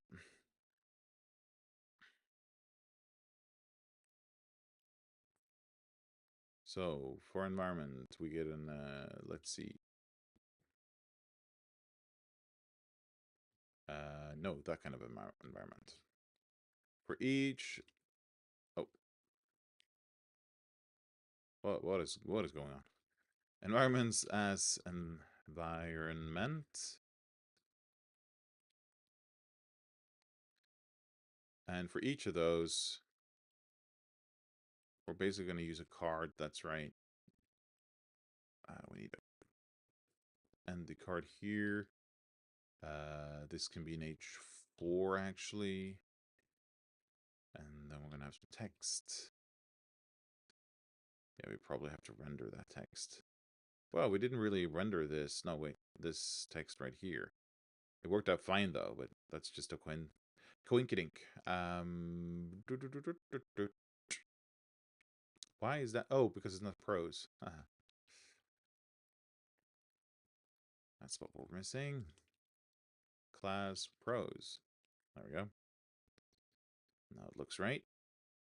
Environment. We got nomadic, we got rural, we got secluded, we got urban, we got wilderness. Excellent. And we need to select one of these. So we add that to the header, as we've done so many times before. And we're going to add a div right here. I'm going to move the pros thing to this. There we go.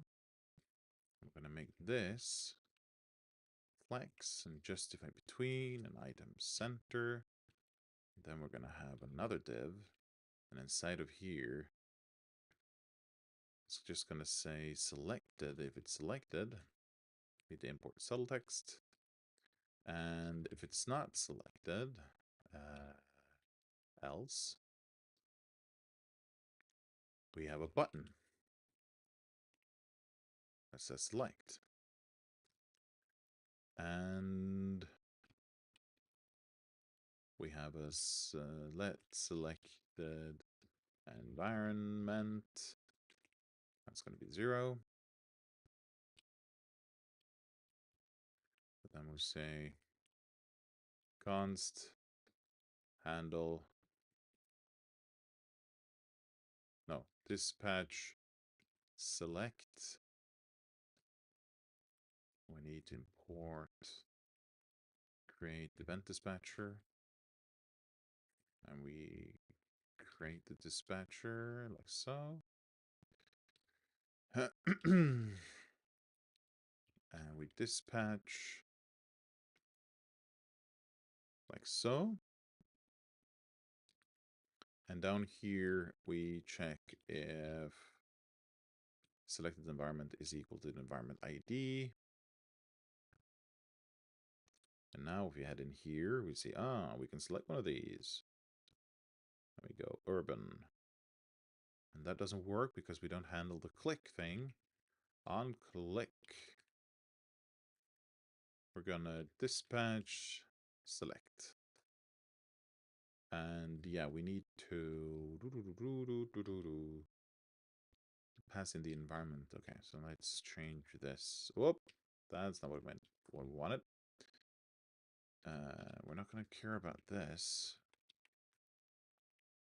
but we're going to dispatch select, and this is going to be the environment ID. So now if we go in here, we say we want to be from the secluded thing. Yeah, there we go. And now in this other header over here, we can add a subtle text. And we can see that we can find the selected environment. We get the name. I think that should just work actually. We select this and then it says secluded. Nice. We just want this to be a bit different. We want it to flex instead and justify between and item center and all that jazz.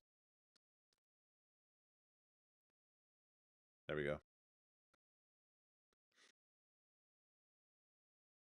There we go.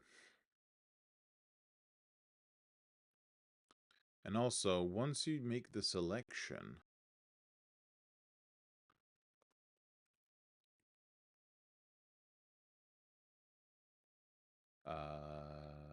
let's set the expanded back to false. Expanded to false again, and that goes directly in here. Okay, expanded. There we go. So you come in here, select the thing, rural, boom. And it did not do what I wanted it to do.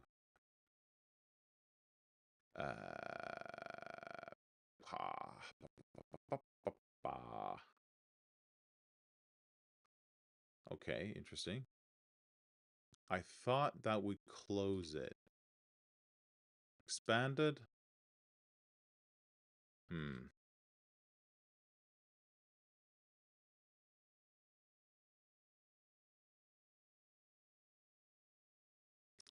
Interesting.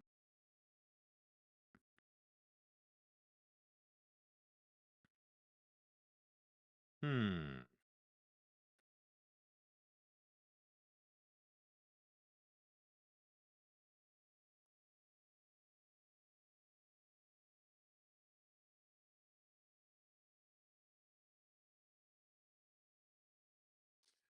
But it does work with languages, though. Yeah. Wait, what? Why, though? Oh, because I bind it. Is that it? That seems weird, doesn't it? Oh, whatever. I'll bind it then. Oh, because it's always false, and then it doesn't update, does it? No. Okay. That make okay. Actually, that makes sense when I think about it. Ugh, I hate when that's the case. There we go. And now it should work. Holy shit. Wow, culture is coming together really quickly. Well, in fairness, it's a lot less complex than than ancestries. That's not where we wanted to go. We're gonna go to the page, and we're gonna go on select. We're just gonna handle environment select, and then we're gonna go back to this. Let's say const handle environment select. We're gonna get the environment ID, and we're not gonna do any of those, but we're gonna go to selected languages. Select selected environment, and we're gonna change these to just be selected environment is gonna be the environment ID as number. There we go. Okay, that's add environment selection. Now, next up, according to the rules, organization. Yeah, that's how the culture was organized. So first, we need to grab the organizations from the database store. Let's see, async get organizations. We're gonna select from organizations, order by name. We need to create the organizations thing. Just gonna copy this again. A lot of that going around. Organization. And let's just have a quick look at what they look like in the database. Let's see, organizations. Good name, got text, and that's it. Name and text. Then we head back down here. We grab those organizations. Organizations. There we go. Add them here. Organizations. Go back here. Actually, let's just add the component first. Organization. Yep. So we have a script in here. Oh, there we go. And we're immediately going to have an export let organizations. Actually, we're just going to go like this, organization array. Then we're going to go expandable card. I'm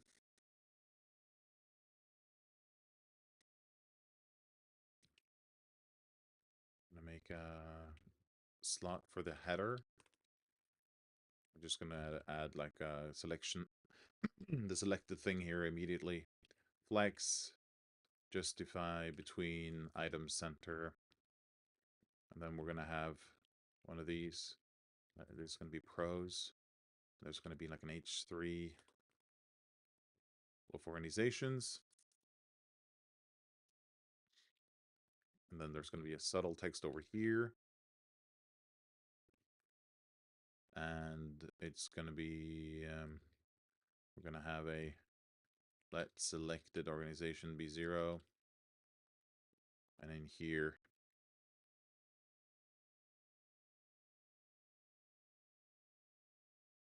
it's going to be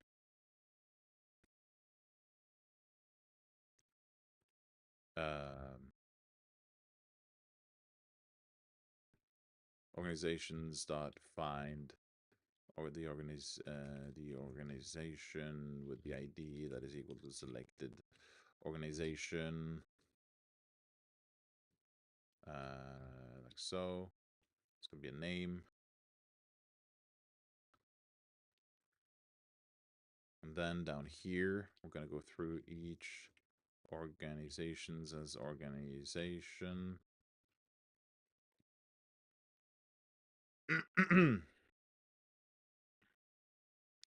And that's going to be a card. And for the header, we're going to have a div like this, slot header. And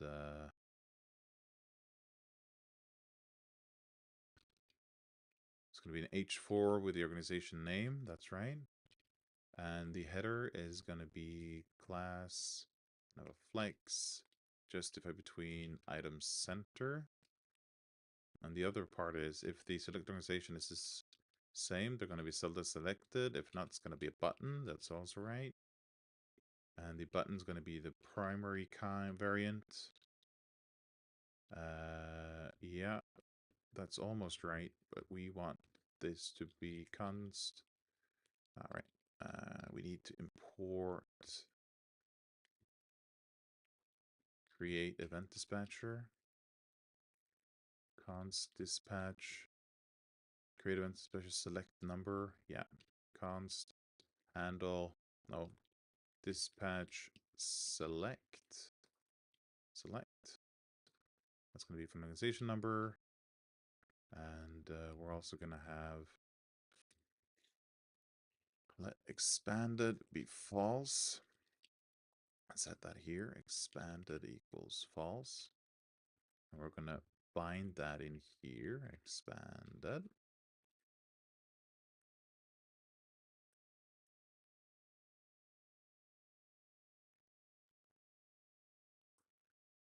And then this is going to be a bit different. Dispatch select.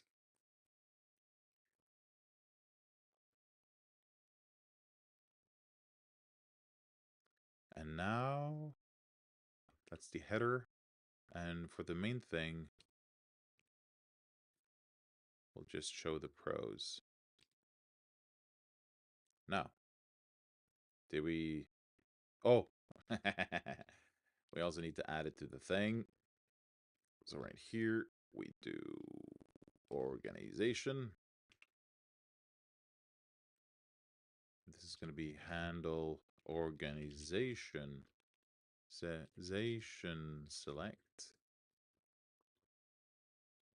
It's going to be mostly the same as this, but it's going to be let selected organization be 0. And this is going to be selected organization. Organization ID as number. There we go. And now, if we have a look down here, oh, we get an error.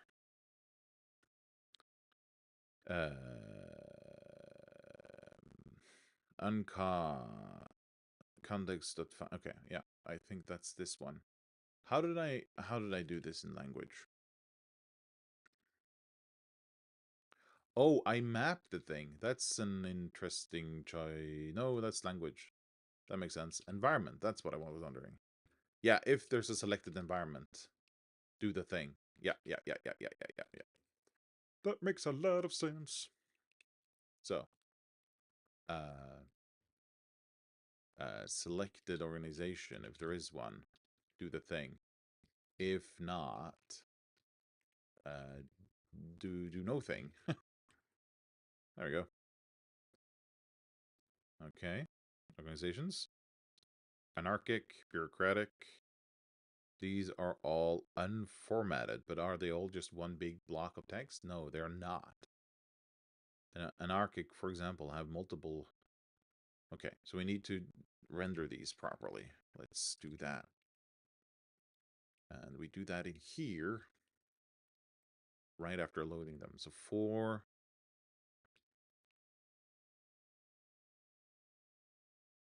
not that kind of thing, but for of is the one we want. Use yep. And organization dot text equals markdown render. There we go.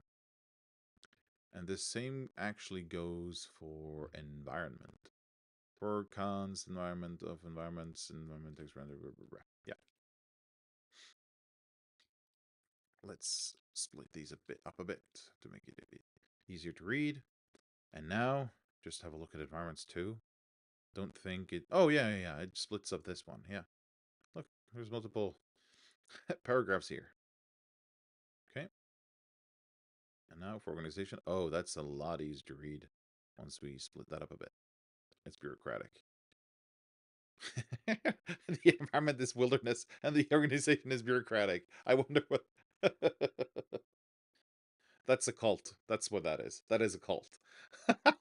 You live in the wilderness, but it's all very bureaucratic. And you also know a bit of Higaran. There you go.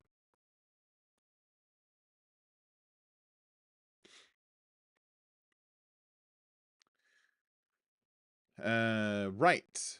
And so for my last trick, the upbringing. There's basically going to be a lot of the same work all over again. So we're going to go to the store. Always sounds so funny when I say it like that. Export type. We're just going to make a copy again because we are lazy. That's how programming works. You need to be lazy. Upbringing. And if we have a look in the database at upbringings, we see they have a name and a text, and that's it again. So that works. And next we go here, async get upbringings. Let's see what the computer has made. Prepare select star from upbringings, order by name, and make them upbringing. Yes, that is correct. Then we head into the page. And we say we want upbringings. We get those. We make a loop to render the text. Here we go. We add them to the thing. We make a component, call it upbringing. And to a certain degree, it's going to be mostly the same as the organization. So I think we're going to just do the thing. I'm going to remove that. We'll call these upbringings. There's going to be an upbringing. There we go. Yeah. Oh. Oh, there. Selected upbringing. Expanded false. Dispatch select. This is going to be... I could do like renames like this and it would rename all the references, but I rather not do that right now because I want to make sure that I go through everything and have a look at everything and not just change something automatically and suddenly skip like one small detail that I want to change. Upbringing ID. Yep. This all looks right. It's expanded. Upbringings. If there isn't, it's a selected upbringing. Look through the upbringings and like this one. I want this O to be a U instead here because it's the initial of upbringings, and that I wouldn't catch that if I just renamed everything. Um, Selected upbringing.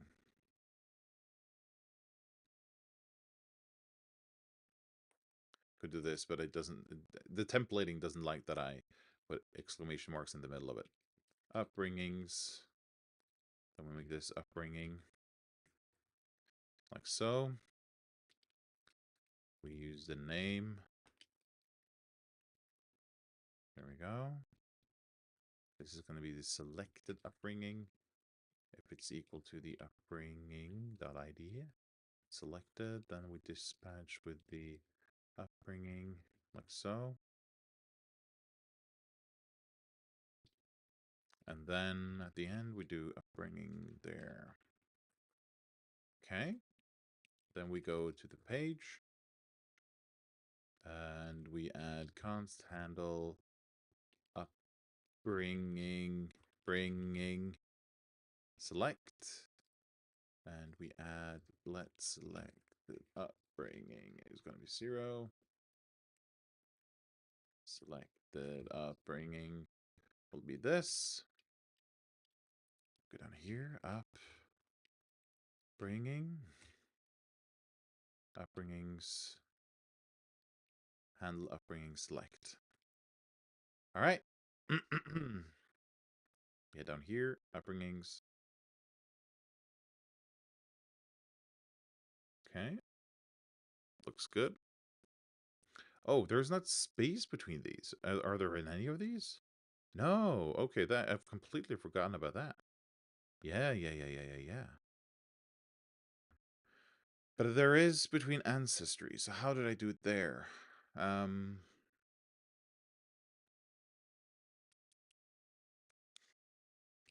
Is it inherent in here?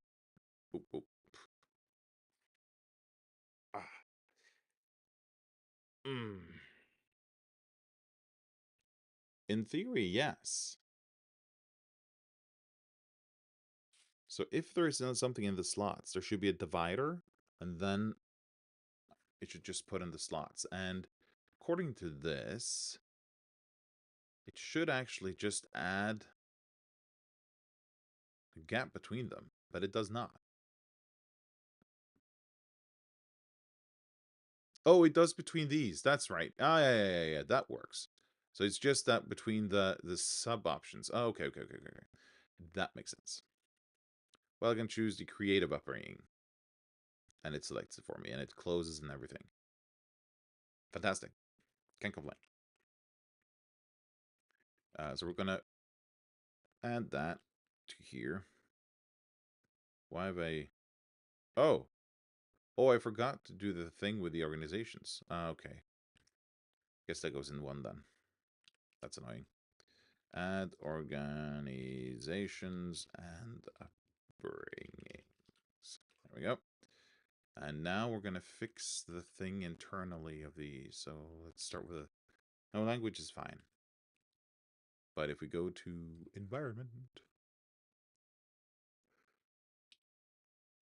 these are not being split up correctly. But this is just an easy... we could just do space, I think. Space Y8. And have it go at the end here. And if we now go into environment, we see that they've got a nice space between them.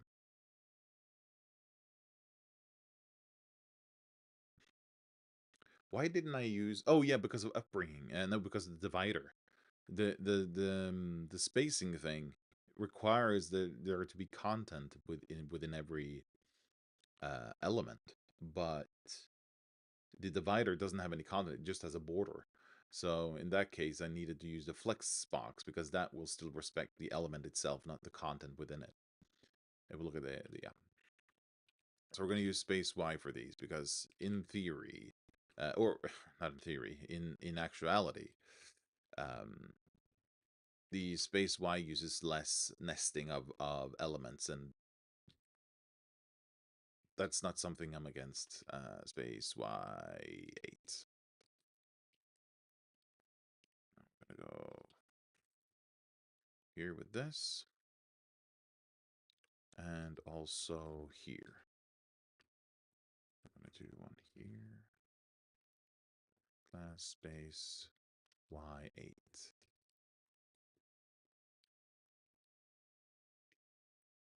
There we go. So if we now have a look, sure, we can just make a selection here. Now look at this. They're also separated. And for the last one, they're also nicely separated. So it's a rural, bureaucratic, illegal. Oh, rural, bureaucratic. Rural, bureaucratic. What kind of organization is that? Is that like a... That's just like a town with an elected mayor, I guess. And you're doing some kind of illegal thing. What do you do in this rural town that's illegal? Embezzlement. I don't know. This is a really great prompt, though, to kind of make you think, what kind of background is this?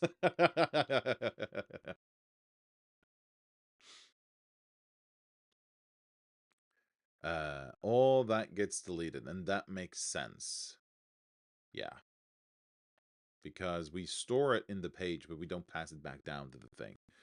So that's a bit annoying, but it's not something we're going to fix right now. But we're going to save that we add the padding. Added spacing between options.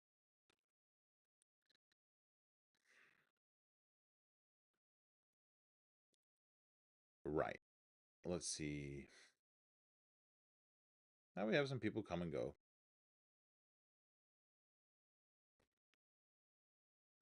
I don't think I'm going to be streaming every day I work on this. I might just, spend some time offline working on it. And oh,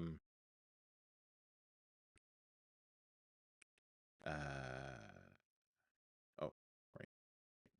Yeah. So we'll see. What I have done in the meantime since the last stream is that I've added a lot more data to the database. I do it all manually, which is it's a lot of work, but the fact of the matter is I haven't really worked with PDFs before, so I have to figure out how to read the text from the PDF. It's probably not that hard. I just haven't done it before, so I need to figure that out. And I also need to make it kind of make it bake it into the shape that I want, which is also going to take some time. And I'm going to have to figure out what is the shape that I actually want. So for me, it's been easier just to kind of work the other way and just say, this is the schema, this is how I want the data to be structured, and then fill in the data afterwards. But in the future, especially with future packets, if I end up making anything of this, I want I want it to be more automated, so they can just parse the rules and just add them to the thing. But to be able to do that, I should also be able to maybe have some kind of versioning, or if ability changes, if it gets a tweak, they change the damage numbers, for example. I it should be able to have both versions of the ability, so that if I end up allowing people to have like character sheets here, those should be preserved. This is the whole thing. So yeah.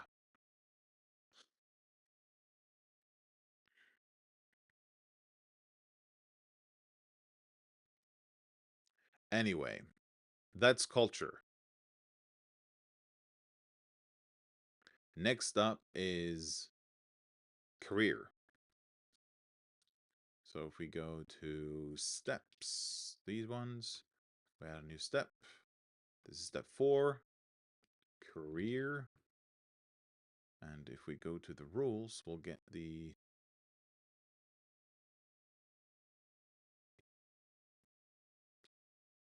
And now the question becomes, am I happy with how I've done this? Because we've already found out that I didn't really like how I did the other thing. This is just one paragraph, yeah. Wait. Why is it? Why have you taken away my soft wrapping? There we go.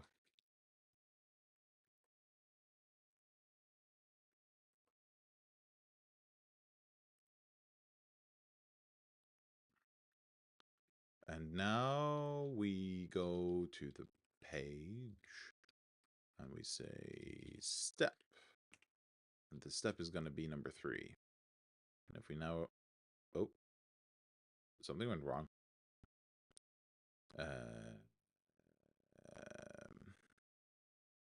CDX0 is undefined. Interesting. I added it to the database, did I not? That's the wrong window. Yes. Yes. Do we just need to reload? Yes, we do. Career. Hero isn't a job, it's a calling. But before you answered that call, you had a different job or vocation that paid the bills. Thank the gods for that, because the experience you gained in that career is now helping you save lives and slay monsters.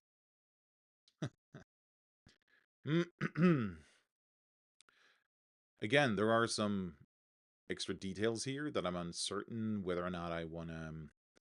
How have I how have I put this data into the thing? That's the question now. So if we have a look in the database, let's see, careers, skill options. Oh no, I've done the thing again. Are you kidding me?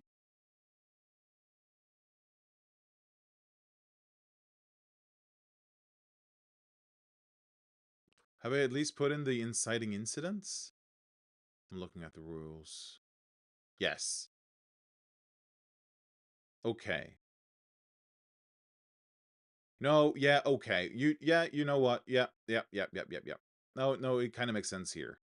Because what it mentions under career benefits and the rules, I'll show you the rules. Makes it easier to talk about rules. It talks about the benefits of a career, and for the culture, these are pretty relevant in that they explain all the when you build a culture, you kind of go through the steps. You choose a language, you choose a an environment, an organization, an upbringing. But with the careers, you're just making a selection from the options that are available to you. So these explain what the different parts are, but you don't go through them as steps. So for a career, you just select one. And that's easy. We've done that multiple times. That's what this is all about. You know what? At this point, I should probably just have like a select card and just make that a component because I've done this so many times now, and every time I rebuild it, that's the thing. That's the uh um that's always the dilemma. Should you just start building? And I've done that, and now I've come to realize, okay, some of these things are more reproducible than others. Like having these ancestries listed like this is probably very I've overcomplicated it. I never really liked this. I laughed at myself for this horrible idea. It's so bad. But that's the way I ended up doing it. But you know what? I should just have like an order thing go and just iterate through them all, and that would be so much better. But you know, here we are. No, it's gonna call this. You know what? We'll just start at the other end. We'll start with getting the careers from the database. Let's start there. Get careers. And we're going to get careers from careers, order them by name, and they're going to have the type career. Yeah, that makes sense. They're going to start out very much the same as upbringing, but we're going to add a lot more stuff. Career Nope, that's not the one. Let's go to the database. Let's go to careers. Okay, we got a name, we got text. We've got languages, which is how many languages you get to choose. So we do languages. That's going to be a number. That's not how you write number. That's how you write number. Project points and renown. Project points and renown. That's also a number. And then we have a title idea. Title ID. That's the name of the title you get with the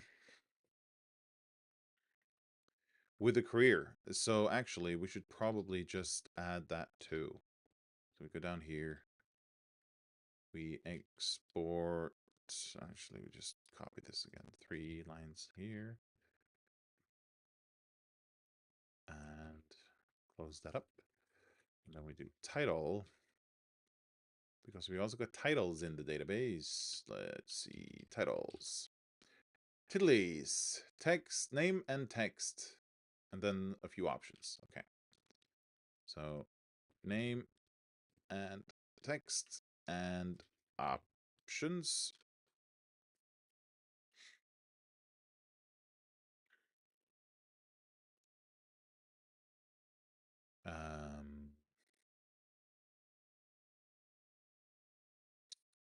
Yeah, those options can actually be undefined sometimes. Have I actually listed that in the types? No. All right. I'm kind of debating whether or not I should actually just render the options in the store thing instead of doing it manually every time I use it. That might be a better option.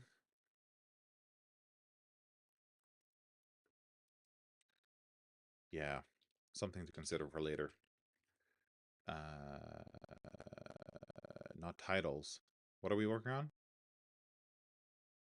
Career. Jesus. Careers. Get careers. And then for each of the careers, we're going to render the text. We're also going to get... we're going to get a... Okay, so this is going to be a complete...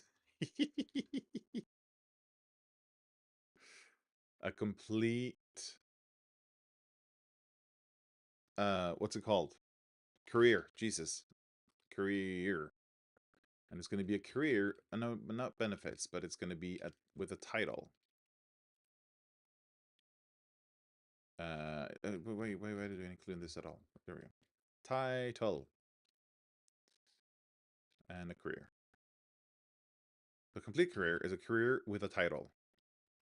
So this is going to be like this, and we say that as a complete career array. Then inside here we do career dot title is going to be await store get title. And I never implemented that, did I? Async get title. Title ID. Title ID, title ID.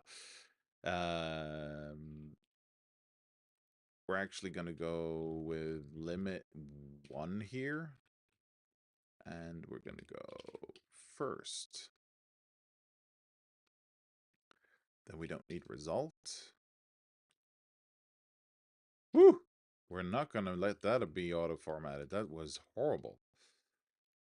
We'll just do it like this, and this won't be async at all. Wait, what did I do with the other one that was like a single one? Ancestry. Oh, that was still multiple, though. It wasn't like a single title. Sure. So now we got the get title. And of course, it's still complaining, though. We can't... yeah, but it's always the title. What's this? Missing a wait for an async function call. No, not really. Oh, but if I do this, does it complain then? No. Nice. And we're also going to render the text. Yes. Excellent. And then we add the careers to the thing. Careers. And then we add the career component. Career. Now, let's just think about this for a little second.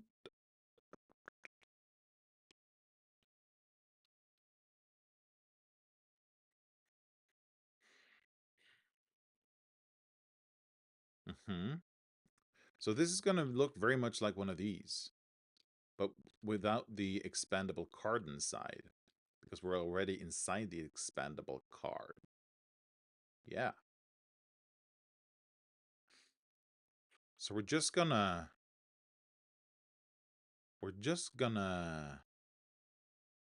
grab this, I think. Paste that in here. Yeah, we're gonna need some scripts, but it's gonna be lang ts. Export let careers. And that's not gonna be a career, it's gonna be a complete career, isn't that what I call it? Yeah.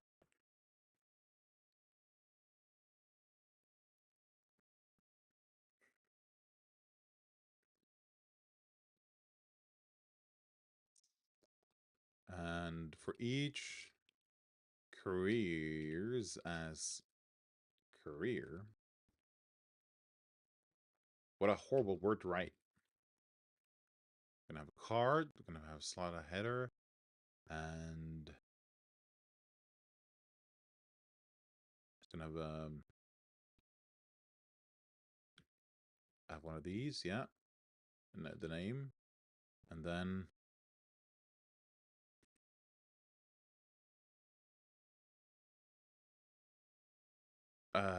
should it show? Yeah, it needs to show the thing that's been selected. That makes sense. Selected career. It's gonna be ID 0. But then if the selected career is the same as the career dot idea, show a subtle text with selected. If not, show a button. And if we do select something, we're gonna do one of these. I'm gonna import that one. I'm gonna dispatch select with the career ID, select the career. Dispatch that one. Yep. And then dispatch select. We're gonna go pass in the career ID.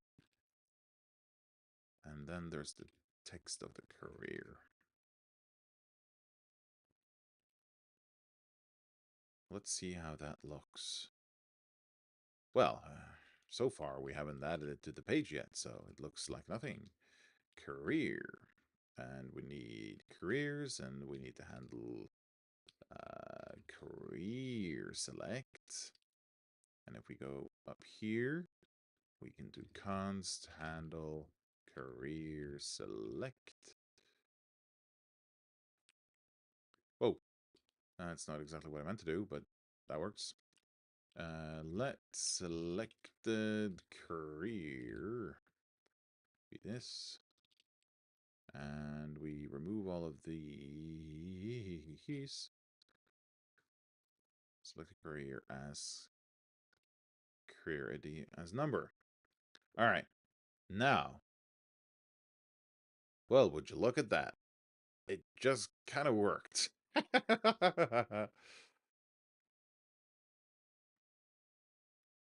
It doesn't show the career benefits though. Benefits though, which is a bummer. But I think I've got those in the database. So if we go up and have a look at careers. Wait, where?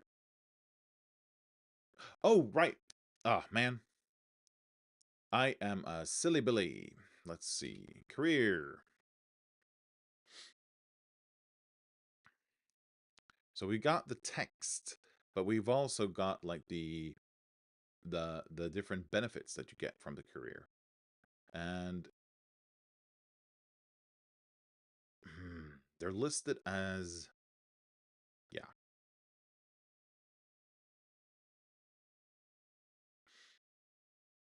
I think we're just going to present them as,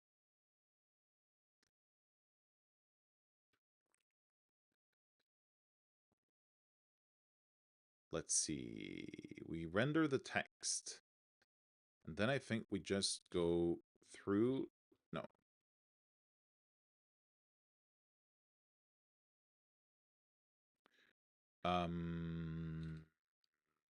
Let's see. Is this right to be an H4? This should probably be an H3, actually. Because the H2 is... They're going to be a bit bigger than they are, because they are basically just sub... Yeah. I think that's fine. And in here, we'll do an H3. Nope. This will be an H4. Why is it complaining? Should have child content. I'm not... Yes! Benefits. And in here, we'll have a unordered list. And they're not listed like that in the thing, though. No, not each. If career dot languages.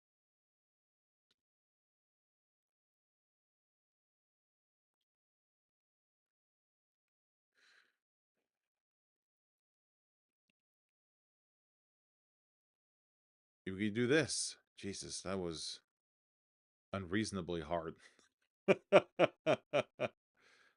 If we get a language, I'm looking in the rules now. Languages, one language.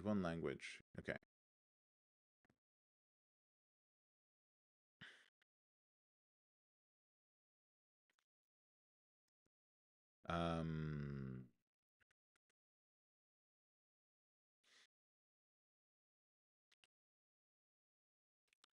Okay, and then we just copy this, and we also add one for project points.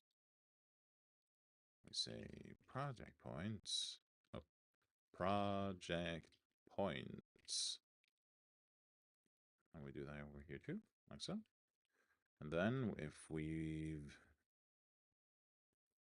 renown.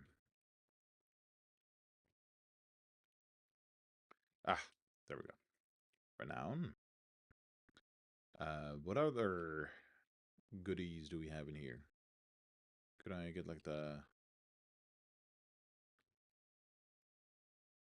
Where's the definition of completed career? It's a career. We got languages, party points, renown, and then the title.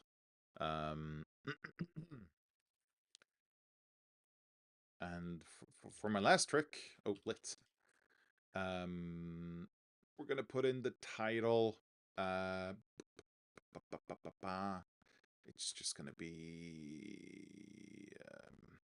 career.title.name, and then career.title.text. All right. And of course, this has been rendered, so we need to make it just HTML. And I'm not sure that was a good idea.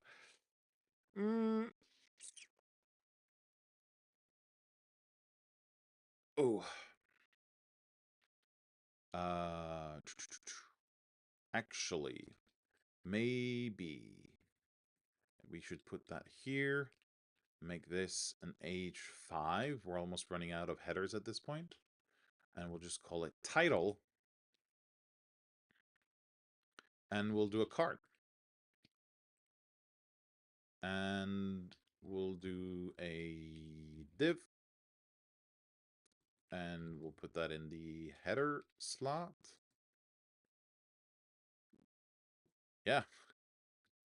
now we're now we're out of levels of title.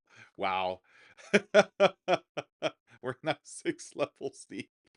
Let's see. And after we've done that, we'll put another div in. This is gonna have the class of pros. And inside of here, we'll do career title.text as Goodwill, and do it like this.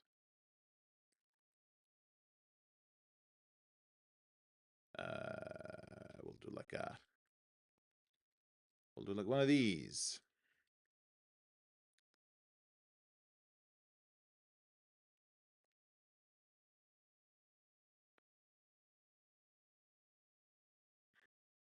You also get a few skills. And I think we're just going to come back to all the skill selection thingy.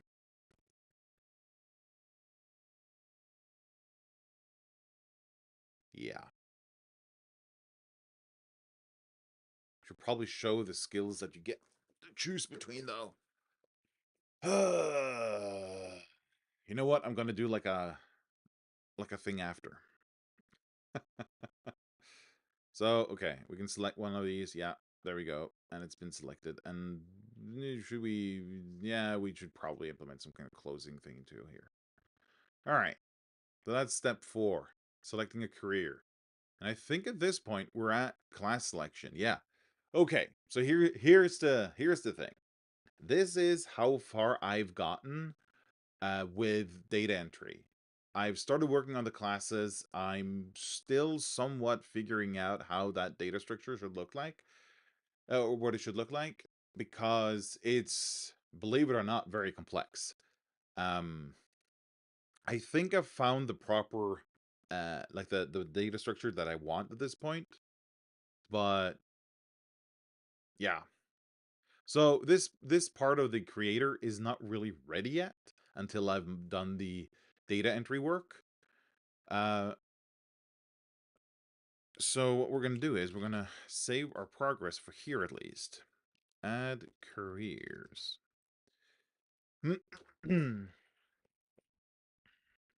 So just to have a quick look at the rules, let's show them to you. And we're going to go back up to making a hero. We've done 1, 2, 3, 4. We're still missing 5, 6, 5, 6, 7, 8, 9, 10. 7 is pretty easy. Just add to free strikes. Complications at level at step 8 is very easy. Determine details, and 10 make connections. Um, those are just like mental exercises, so those are not going to be too difficult either. And kits are going to be somewhat easier than classes once we get to those. So once we get past classes, we've basically done the main brunt of the work, because they are going to be the most difficult. But I don't want to start any of the other ones before I start classes, because then the class is just going to be some big, scary blob in the future that I don't ever want to work on. So if I'm going to be able to finish this character creator, I'm going to have to make classes work. And if I can't get them to work now, I don't want to do the rest of the work first. Get burned. So so that's my thinking is I need to make classes, I need to put the classes into the database, and then I can make the selections work.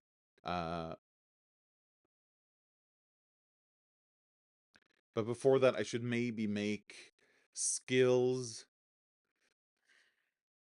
show up with the options when you choose a career and culture, because they don't show which skills you get.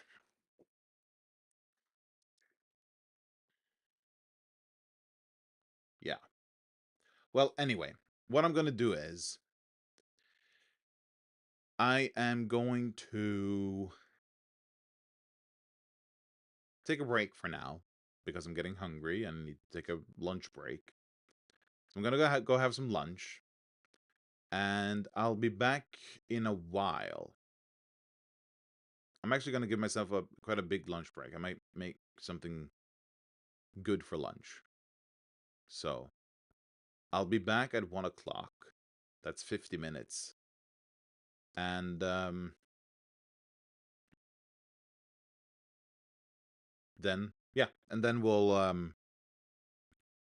work on the skills, displaying the skills for each of the culture options and the career options. So what we're gonna do is we're gonna mute that here so that we don't. And then we're gonna play some tunes. And we're gonna switch over to we're gonna switch to the countdown. Let's go into Studio mode. And the countdown thing, we're gonna set, that's not the right thing. That's the right thing.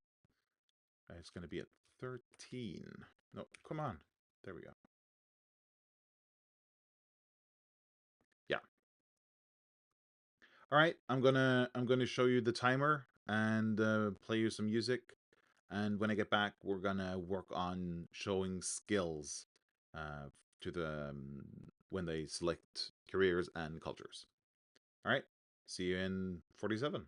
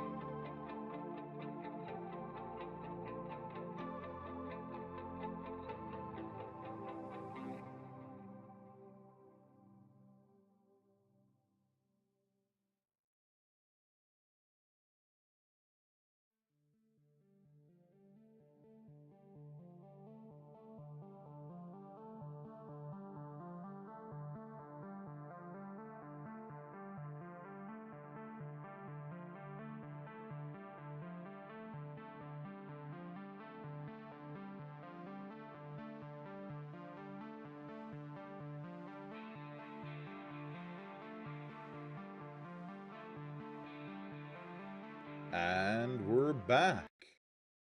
Let's pause that music. There we go. Let's just remove some of these audio sources that we're not using. I'm gonna need audio for those. There we go. All right, we're back. I've had my lunch. I've relaxed for a bit. I've watched a bit, fair bit of a video essay that was in some ways interesting and some ways repeating stuff I've already seen, but it's interesting getting another perspective on it a lot of the time.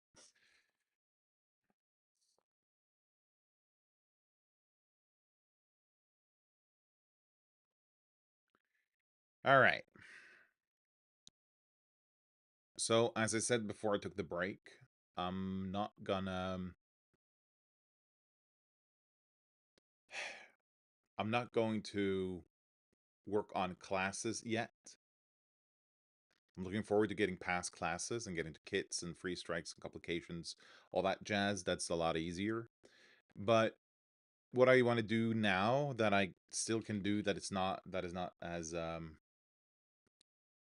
involved as classes is hooking up skills and skill selections to the culture and career entries, because you get and then you get a choice of skills, and I want to highlight want to show that that you get that. So I want to do that, and maybe if there's time left for today, I'm gonna I'm gonna stop streaming at 3 at the latest, which is 2 hours away.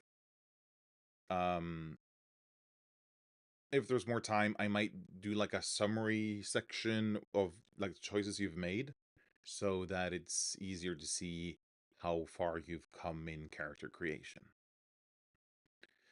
All right.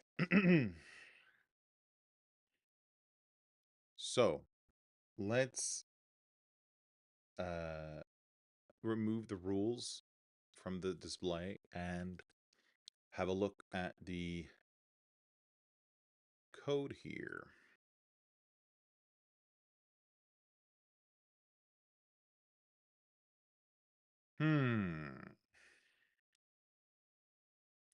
So I think the first part that that includes skills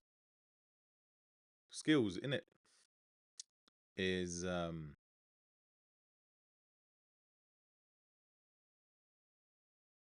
there's no skills in the ancestry. That makes sense.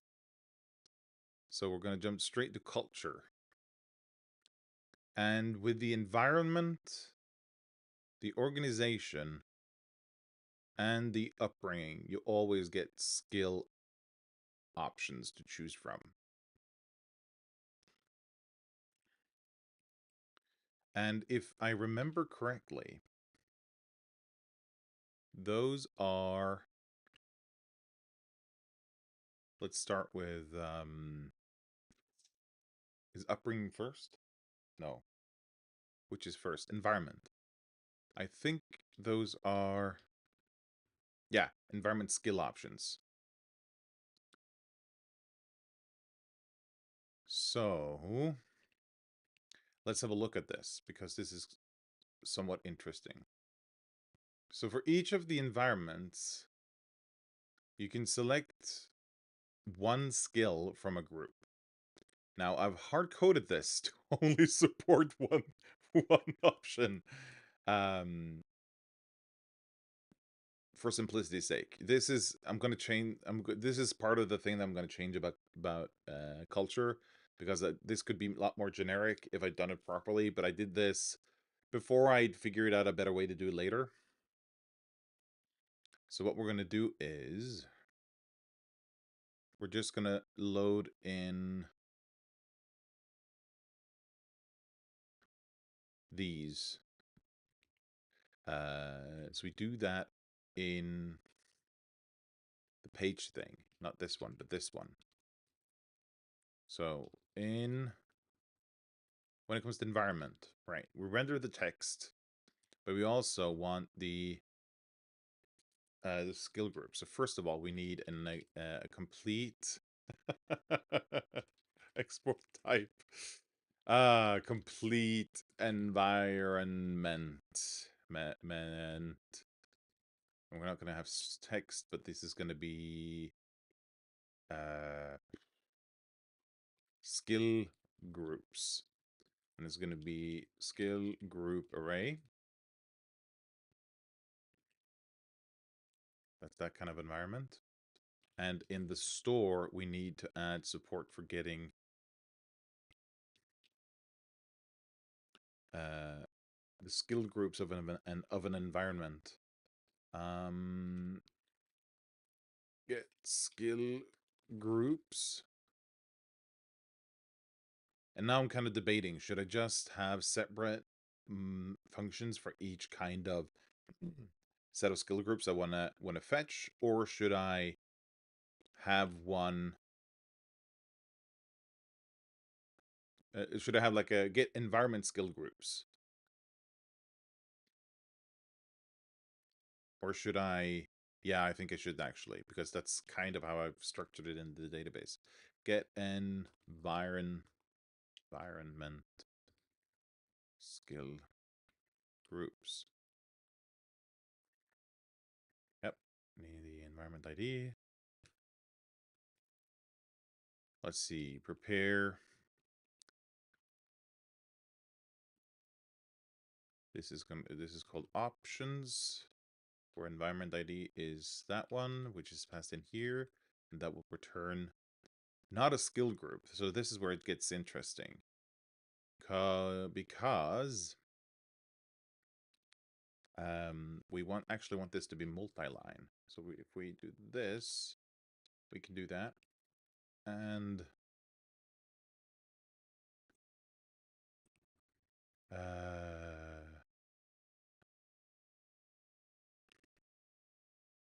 I don't remember whether SQLite supports this. So we'll see how that turns out.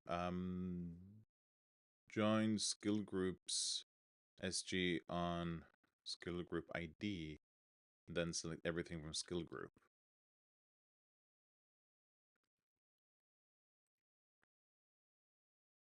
Yeah, we're not gonna have that. That formatting was wild. Okay.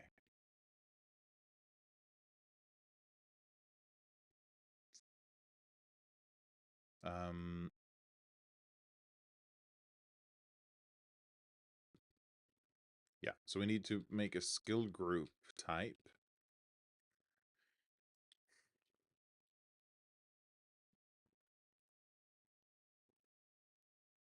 And if we have a look at a, let's see, skill group right here, it's just a name.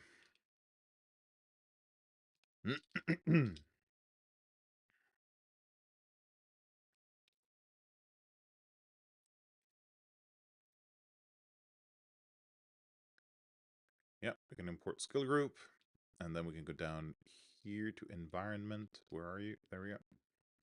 Look at environment. Oh, wait a second. We need to cast this also. Oh. As complete environment array. Environment dot skill groups equals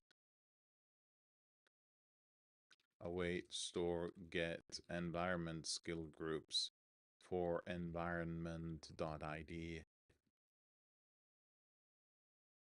like so. I think that should work. Why didn't it? Oh, that one. Now, where did it move my focus now? Oh, that one. There we go. This is in culture environment.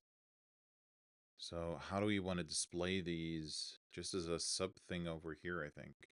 So if we go to environment, we'll say that this is a complete environment instead. These names are so dumb. Uh, I grabbed myself some more coffee while I was having lunch. Ah, a wonderful cup of overpriced mid coffee. So, right down here. I think we just want to have like how is this presented in the rules? Just as skill options, and then it just says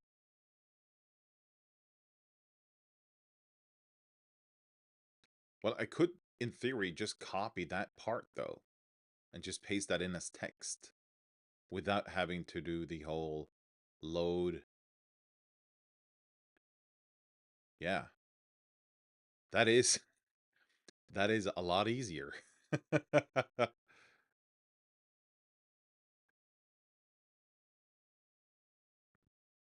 Mm.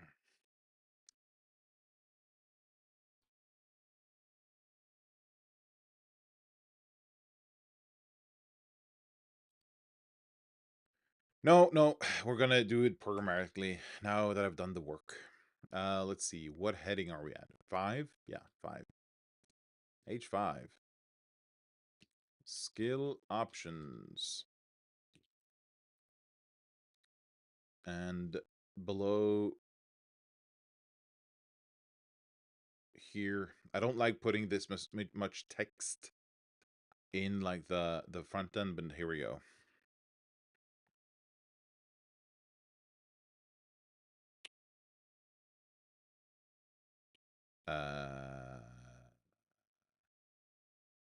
I don't know. Choose one from the following.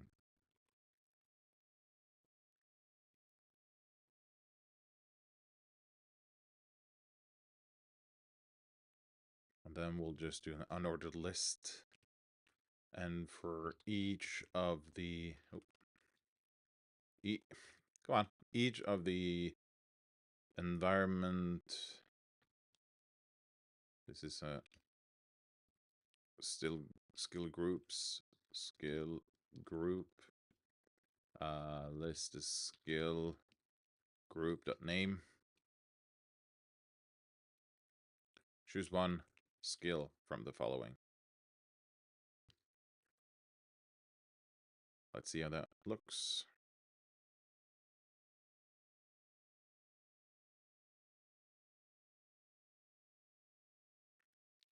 Skill groups.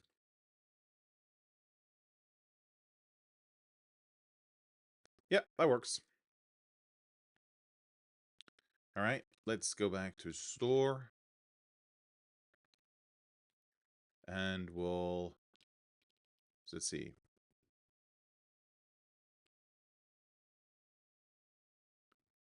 Get organization. Basically just gonna copy this again. Love a bit of copying. That's basically how programming works. Organization skill groups. And now we're going to go with organization skill options. And this is going to be organization ID. And this is going to be organization ID. There we go. And it's still skill group. Then we go to the page. Organization. We need to we need to make a oh, I can't stop laughing at this. It's so dumb. Complete organization. Yep. That's right. That's an organization and and a skill groups thing. Yeah, there we go. Import that one. And now go down to organization. Yep. Get organization. There we go. And we need to cast this to be the right type as complete organization array. uh,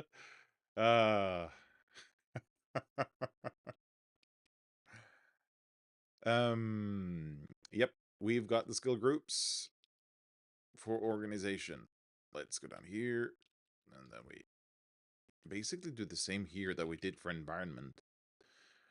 So, once again, we're going to be lazy. We're just going to copy this. Let's see, how much are we taking with all the way to there? Yank. 7? 7 down. And then we paste it. And this is instead going to be organization. And of course, this is also this is now going to be a complete organization. Dun dun dun. Yes, import that. Remove that old one.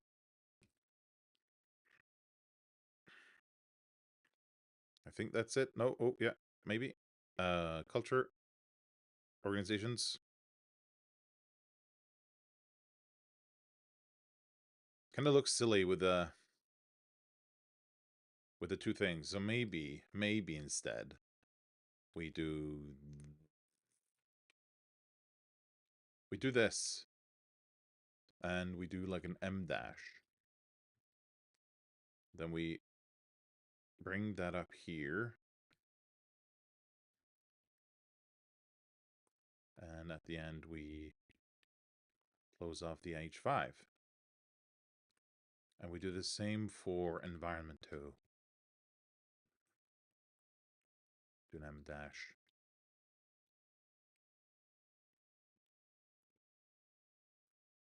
H5.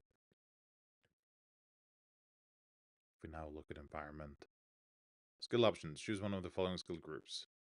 One skill from the, yeah. I want to be nomadic. And here, bureaucratic. All right. And next, for my next trick, let's do the same for upbringings. Upbringings, here we go. We're going to change this to upbringing. Skill groups. This is going to be an upbringing ID. This is going to be upbringing skill options. And this is a bit different, actually, because if we have a look at the upbringing skill options, we can see that in the database, you can, for each upbringing, you can, for like the first one, you get one skill from the skill group number 5. But for the second upbringing, you get the choice between 2 specific skills or a skill group. So if we look at the rules, I'll bring up the rules for you. Nice viewers, let's see. Upbringing, here we go. Yeah, for academic, 1 skill from the lore group. But for creative, you get the music, perform, or 1 skill from the crafting skill group. And for legal, you get 1 skill from the intrigue group. And for labor, you get 1 of the blacksmithing or handle animal skills, or 1 skill from the exploration skill group. And for martial, you get 1 of the alertness, blacksmith, climb, endurance, fletching, intimidate, jump, monsters, ride, or track skills. So in that case, it's very it's very specific. So in those cases, we need to have the option to choose a specific skill. So that's what this is trying to show, where you either have a skill group or something else. So what we're going to do is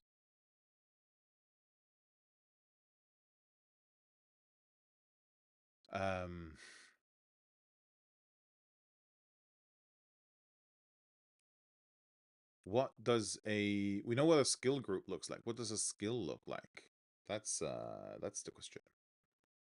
So if we open the database again, We have a look at skill. It's got a name and it's got a use. Right. So that means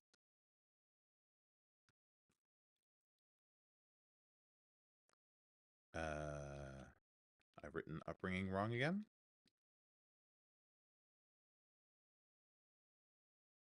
Oh, oh no. Oh, King Gurk, you're back. I have someone creating a character in 5 hours. Do you think you'll be done by then?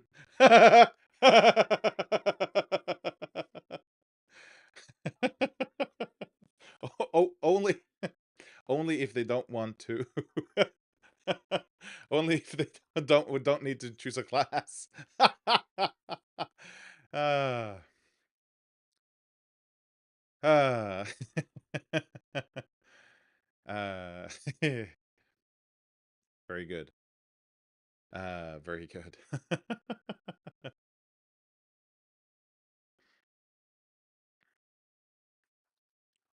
Let's see. That's exactly the reaction I was going for.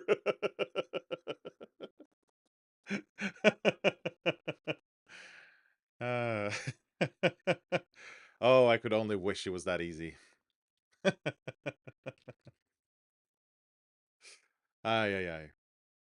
Right. So for the upbringing skill options, we need we need to do a left join, and I think yeah, or a join. That doesn't really matter here. But we also need to do a left join. Left join on skill groups. No, wait, what am I doing? Yeah. A left join on skill groups, and then a left join on skills. That's what I'm trying to do. On skill, and we're gonna do that on skill ID equal to s.id.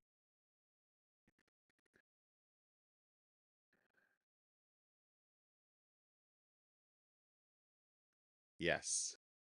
And instead of getting the whole skill group here, I think we're just gonna go with... I could probably even do like a fallback thing, couldn't I? Ugh. What's that called again in SQLite? I don't SQLite string fallback.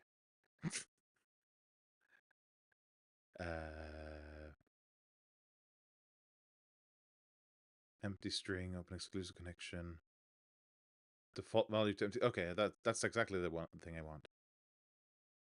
No, that's not what I want at all.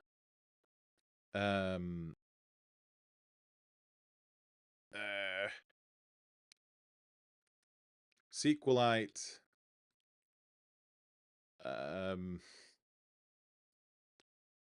Null coalescing. Ugh. Someone's apparently has to... Oh, it's just called the coalesce function? The coalesce function accepts 2 or more arguments and returns the first non-null argument. Wow.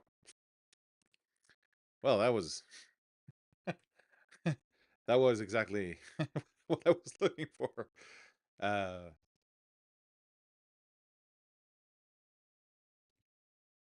Let's see. Right. Coalesce. Why do you... I'm doing those in uppercase. First, I want the SG name, and if that's not present, I want S name.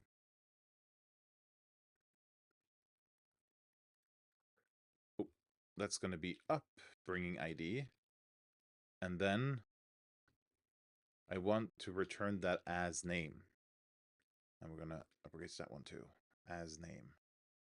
Yes. So what I return here is a list of strings, because I'm just gonna select the name. Yeah, that's not how that works, is it? How does how does that one work?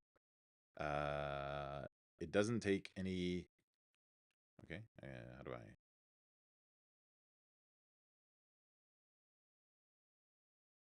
Does it ever take any... I'm not really sure what the difference between these are supposed to be. But never takes any arguments. Okay. I'm mixing it with the first function. Let's see. This is going to be strings. No, it's not. It's not going to be. It's going to be. It's going to be objects that have a name that's a string.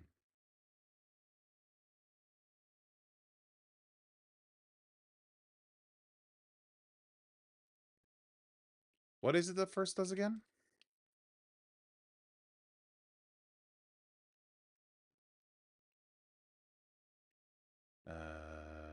Okay, it doesn't say.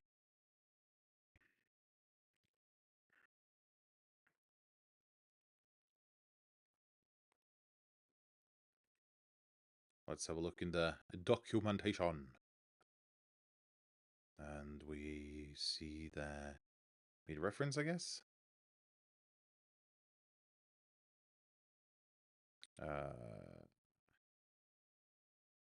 I'll get started. It has to be in reference, hasn't it? Time travel back SQL statements. Surely not. No. No. We don't need no. We don't need the REST API. None of these. That's a bit strange, but okay. Can't be configuration. What are these then? Query D1. That's it. First returns the first row of the result. No, that's not what we want. We want at all. And all doesn't take any input, any arguments. No.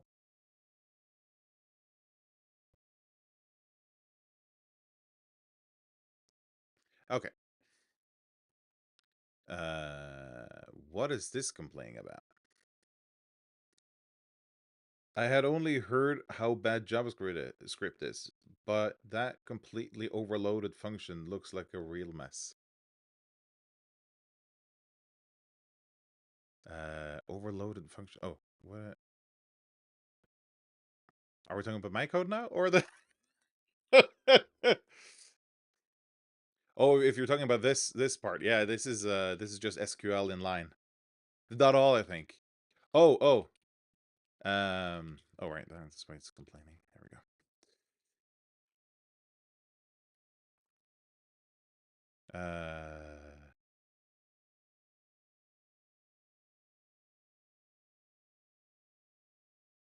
Yeah, we don't need that anymore. The dot all. Oh sure, yeah, well, okay. This is this is this is a thing. It's an inline type definition, which just goes straight in the generic parameter, and yeah, it's a thing you can do. I have to say though, it's quite nice for those few times where you just want this to be typed, but you only really need it one place. So this works fine for that. Well, I say that, but then immediately when I'm going to use it over here, I'm going to have to type it again, probably. Let's see.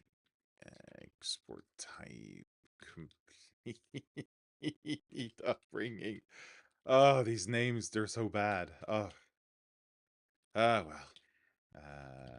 And that's going to be a list of, let's call it skill options this time. And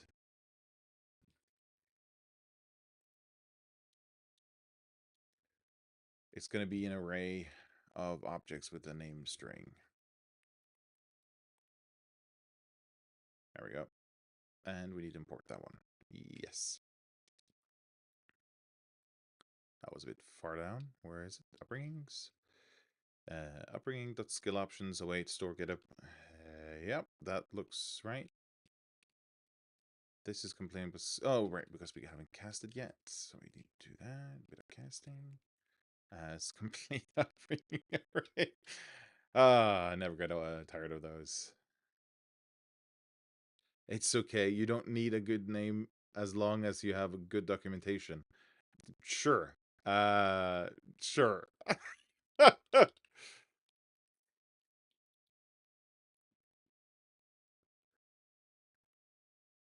I remember seeing a talk on, I don't remember what it was, but it was one of the like sections of the talk was about naming stuff, and they were the speaker was talking about I think it was class names or method names in Java, and mentioned how they can be how poor they can be sometimes. But he was also mentioning, I think it was some kind of service, or it was like the worst name you can name something is just like a factory service. But there's one name that's worse, and that's factory service 2, which makes it even more, even explains even less about the thing, because it's the second version of something. But why did it need two versions, and why why should I use the first one or the second one? Are they, is it a successor or is it an alternative? uh Lol, yeah, says King Gurk. uh Let's see. Do we still just copy this? Yes. Yes, we do. 6 lines. And I think we could put that here. Skill options. Choose one skill from the following options? Question mark?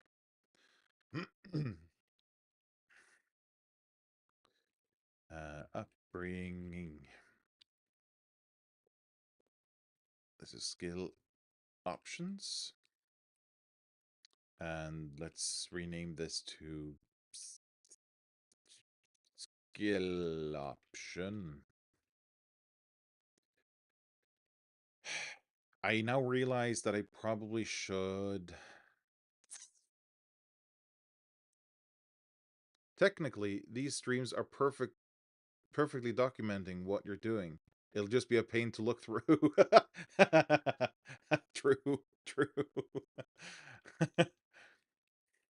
I mean, as long as it's recorded, it's documentation. It's just very difficult with poor searchability. If we look at the upbringings now, choose one skill from the following options. Lore. Okay. Choose one skill from the following options.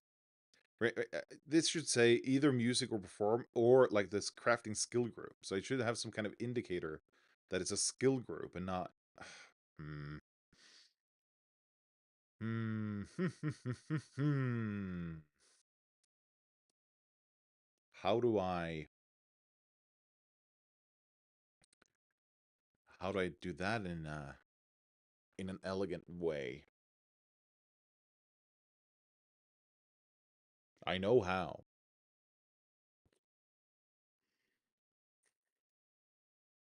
I just don't want to.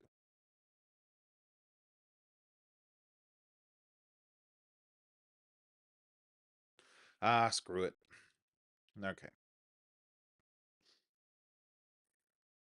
And then it'd be nice if you could open up the skill group to see all the possible options. Yeah, I've been kind of debating that. I think I'm in the rules. Let's see. If I bring up the rules for you to see too. That one? Yeah. In the rules, they have like a sidebar. If I just find the right place to look. Making a hero. And here. In this sidebar. Can we zoom? Oh. If I do this. No, if I do this. Aha! So in this sidebar choosing skills, it recommends just noting down all the different skills. Here we go. We recommend recording a list of all the skills you might gain from the different steps of the character creation process. Then make your choices at the end of that process rather than flipping back and forth through the book. And that's kind of what I'm thinking too, where I'm just going to inform them that they get the options, but have a separate step later, probably after choosing the kit, maybe, and let them choose the skills then, because then they know what options they'll have, because you get some skills from the culture, you get some from your career, and then even more from your class. So sometimes you want to the the skills you get from the class might inform what skills you choose from your upbringing, for example, because might get overlap. And of course, that should be synchronized with all the other times you select something from that skill group, so you won't pick the same skill. Yeah, exactly. You can end up selecting the same thing twice. So I think I'm just gonna do it the way they recommend this sidebar and just say you get to select the skills all at once at a later time once you know all the different options you're gonna get.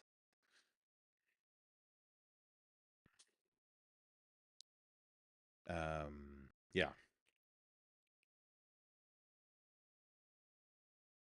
Gonna take that one. Remember to close the rules. Let's see. I guess best of both worlds would be picking skills first, then a final step where you can change things. But that sounds like a lot of work. Yeah. Yeah. This first implementation of this, if I ever get around to actually finishing it, that's no guarantee either. If I get around to actually finishing it, I'll need to do a lot of like cleanup and make this look a lot better. This is just like, I mean, it's fine for what it is, but it's very, it's very, let's call it pragmatic. It does what it's supposed to do, but not necessarily in the best way. Let's see. I'm gonna just add a skill option type here. Export type skill option. Load. Go away. There we go. And skill option.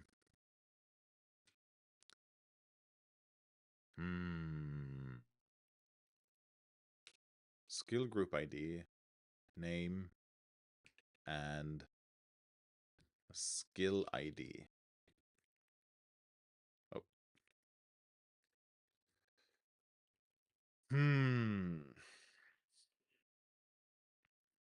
Yeah. So if we go back down here, this is no longer going to be one of these. And make this a skill option. So we're still going to make that a name, but we're also going to select SGID as skill group ID and S.ID as skill ID. Because that means that in here, instead of a complete upbringing being this thing, it's going to be a skill option.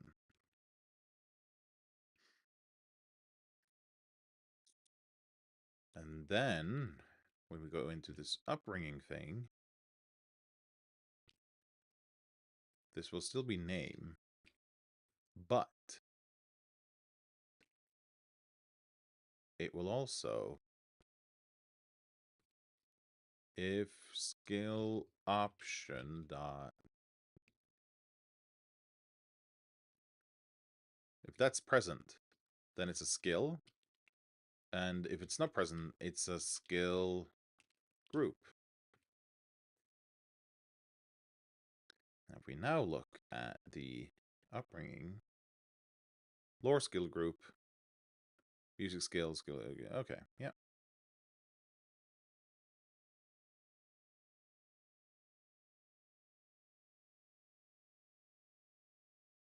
Look at that. Now, for careers. Let's save this work first. Add skill and skill group display to culture.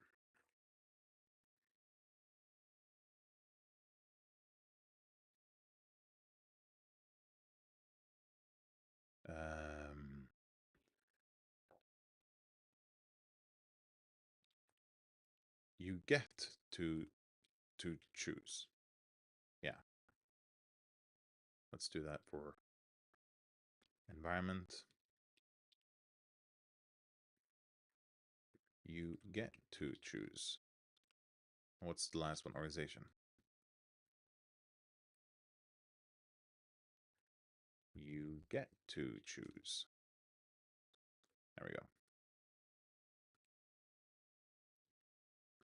All right.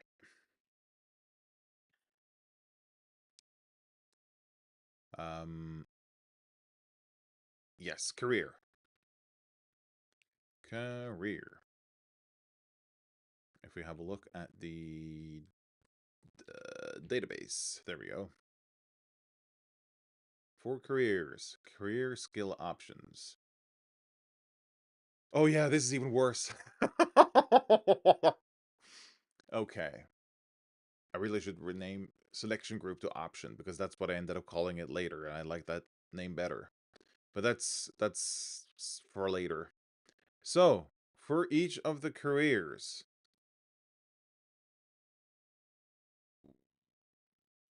this is interesting. Why does the IDs here start at 6? Ugh, I think something's wrong here. Let's see. Career. For example, artisan should have 2 skills from the crafting skill group. I don't see, and I assume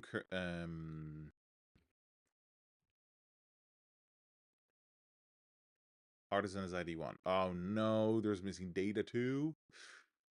That is annoying. Hmm.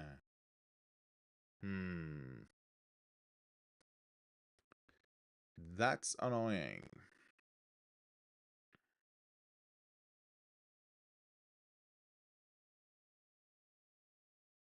Well, I guess there's nothing for it but to do it. So, database. I think I'm just going to do insert into career skill options. I'm going to do that one, but not the ID. That's fine. Career ID, skill group, skill select. Yep. Values. Let's see. For the artisan, you get 2 skills from the crafting skill group. All right. I know that group ID is 1 because the crafting skill group has ID 1. That's not going to be a skill ID there, and selection group is 1. So the design for this is, oh, that's wrong. 1, 1, null, 2. So the design here is that because every career lets you make choices between different, lets you make multiple choices.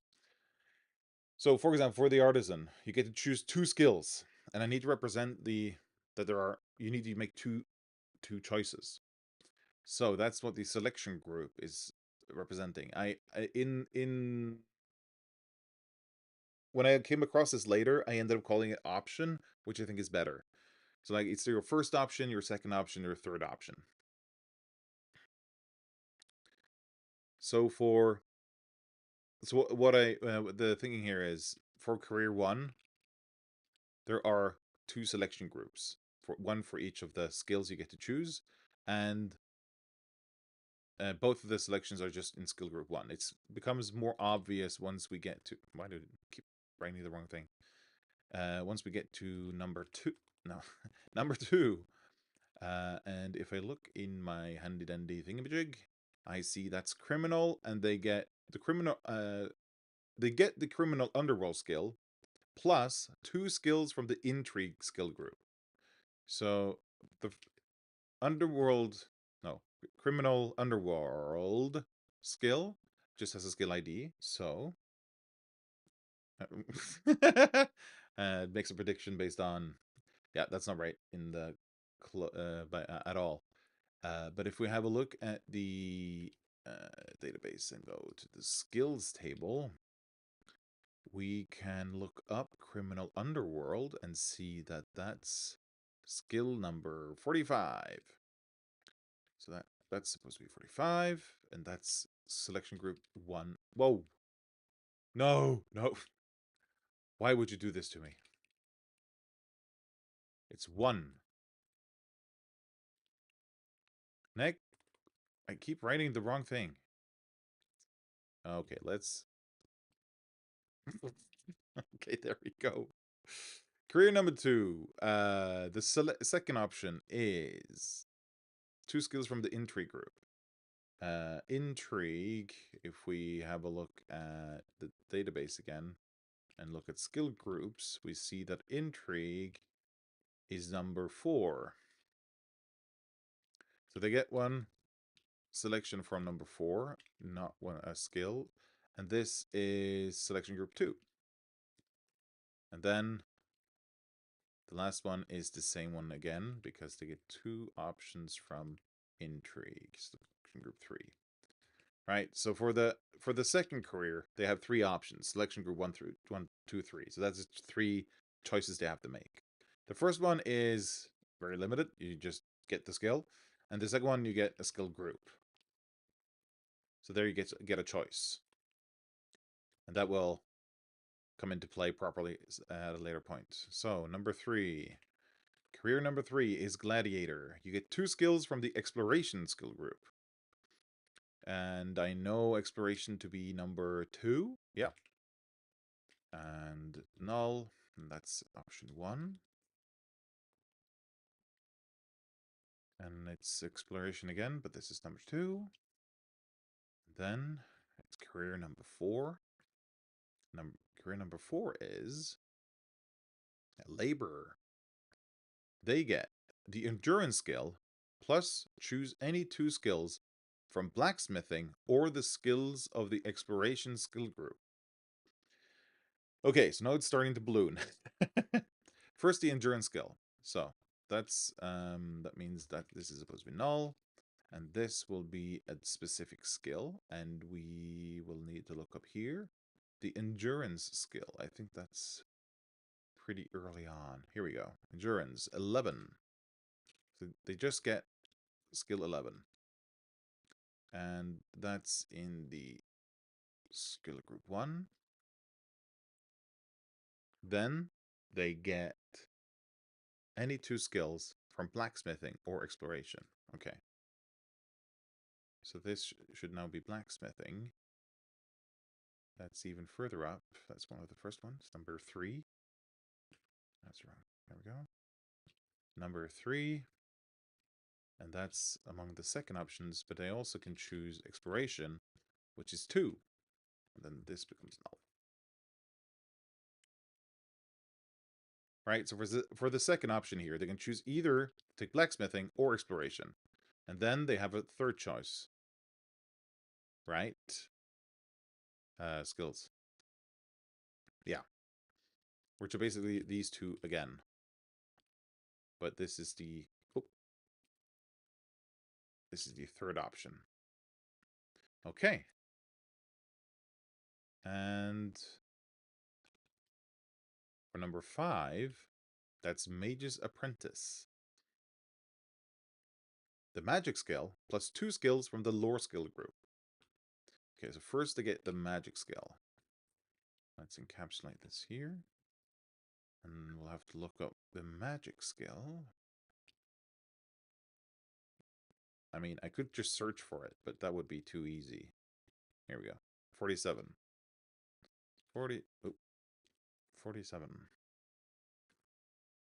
And that's the first option. Because they just get this magic skill, don't they? The magic skill plus 2 skills from the lore skill group, right? So they have 2 more options, but those are from the lore skill group. That's skill group number 5. The skill ID is null. And this is in the second selection group, and this last one is in the third selection group. So that's all the skill options for careers 1 through 5. And if we career skill options for number 6, this is already handled.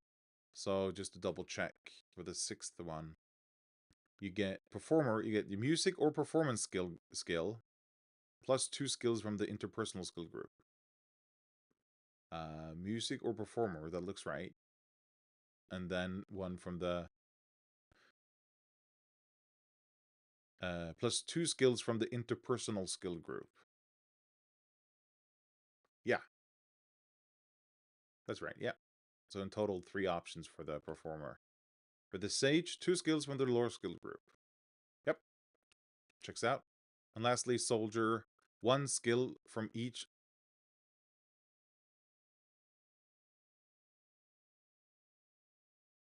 Oh, 1 skill from each of the exploration skill group and the intrigue skill group. 2 options, 1 from each. Yep. Those are correct. Ah, that's something at least. And run. There we go. If we now refresh this, we have a lot more options. Nice. Okay. Let's have a drink.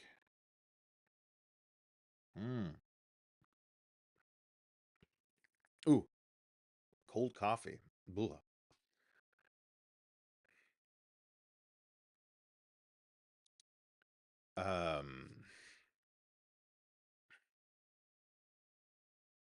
Yeah. So, we head to the store. I don't know why that gets me every time, but and this time around, I think we're gonna expand. Wait, where is you? Skill option. We're just gonna expand this with the option field.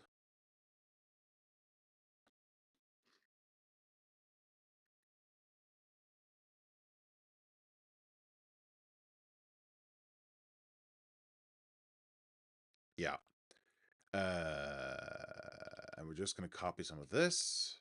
Always be copying. Get, let's see, career skill groups. This should be career. I'll just change that around here. Career. Oh, I should be career idea. Select coalesce. Okay, first of all, let's career skill options. So we'll get the name. Yes, the name of either the skill group or the skill, and save that as a name, and then the idea of each of them, and we also need to get the option. So that will be the what's it called? Selection group as option. So my database might have the wrong name, but my code at least uses the preferred name. And this is where career ID equals a thing. All right. I think, yes. I could use group by, but I don't think that helps me here. I think I should do that client side, not in the database. Yeah. Yes. Okay. Moving on. Yes, career. I already have a complete career. But now it also has skill options. Not really sure that this is the right way to do it. Do all this kind of put this all together here. It might be better to do it into the store, but I might actually just move some of that logic into like a proper function that just says load the whole culture thing as one big thing and then optimize the query and all that stuff. So that's for later though. This is the get things to work phase of everything. So it's going to be a bit unsavory to look at, but we'll get it working in the end. Let's see. If we close that, it's get a bit more space. All right. So we load the titles, then we say career dot skill options. Nope. Skill options. Get career skill groups. Yep. But then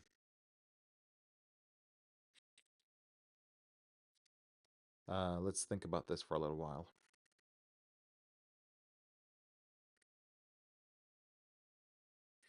Because what we actually want is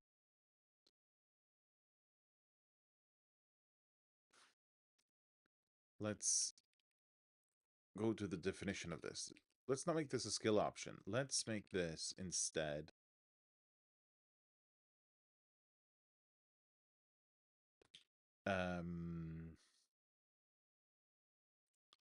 option of type number.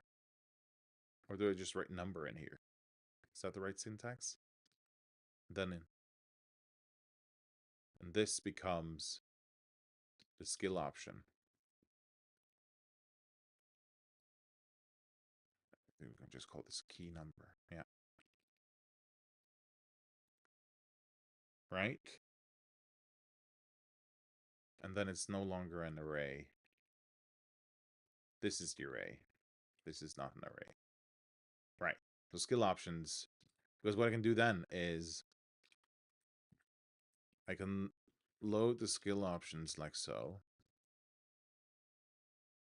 And then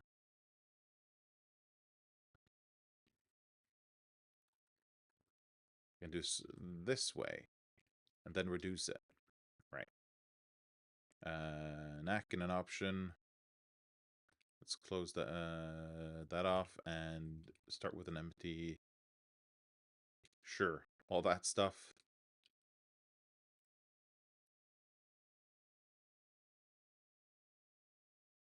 I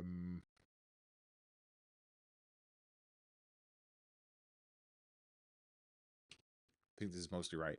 If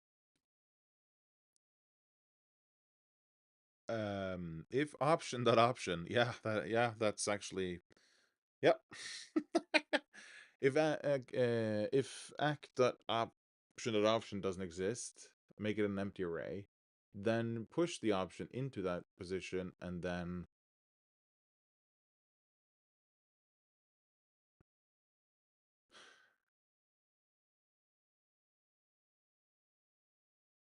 return it. Yeah, that's actually right. Exactly right. Well, exactly what I want.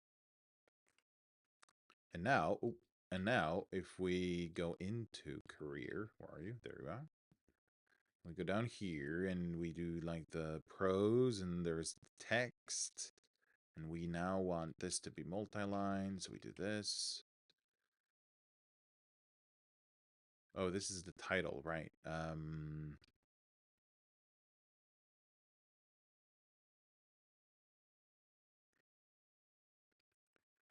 And then I think we just do it here. Are there any careers that don't grant options? Skill options, I wonder? Skills. No, I think they always grant skills. I think that's one of the certain things. Each career grants you 2 or 3 skills. Yeah. You always get skills. Skills. I just find that so funny. Let's see. Choose one skill from each of the following options. Are we doing like a sub list inside of the list? Oh, that's crazy. You can't just do that. Each skill up Option as option. Option the name. No.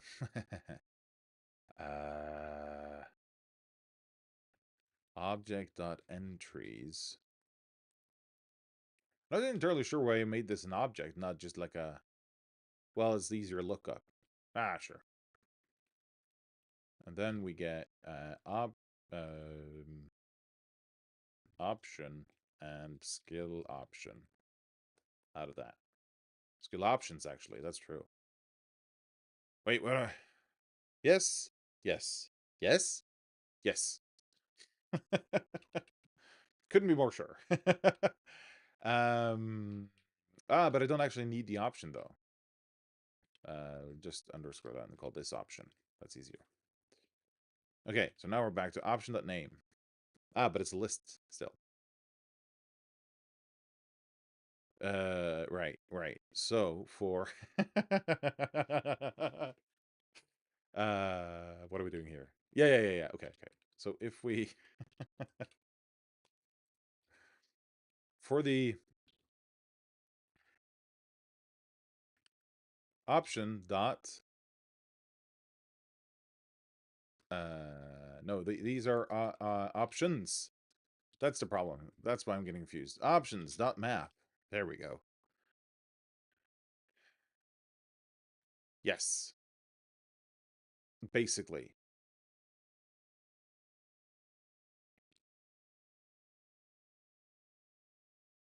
Yes. I think it's right now.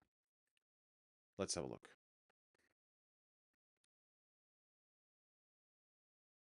From one skill from each of the following options. Crafting and crafting. Okay. And get a title.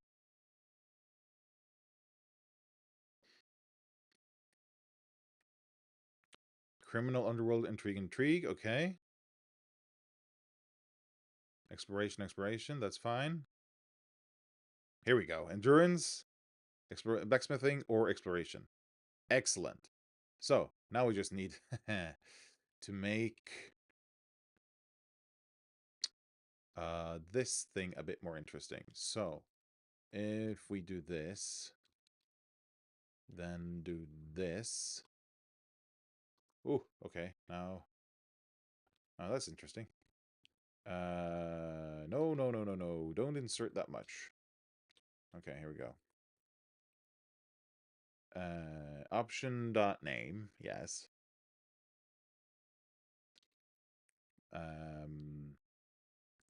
And then we need to do the same thing we did in the other place, where we differentiate between skill groups and skills.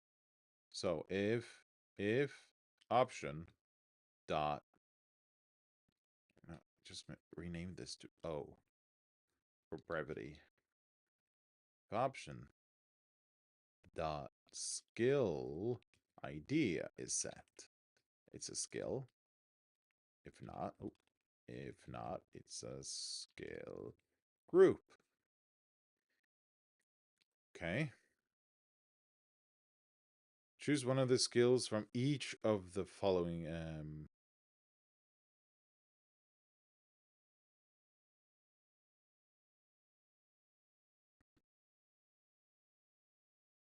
Choose one skill.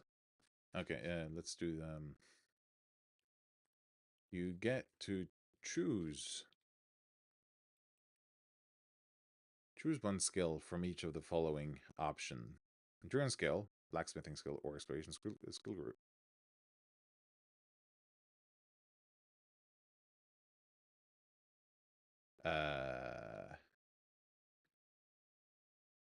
Oh, maybe it's just a skill.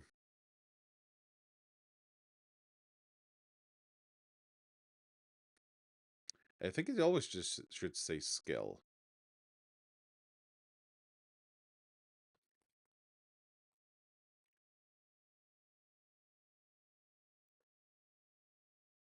Blacksmithing skill or exploration skill. Yeah, that can make sense actually.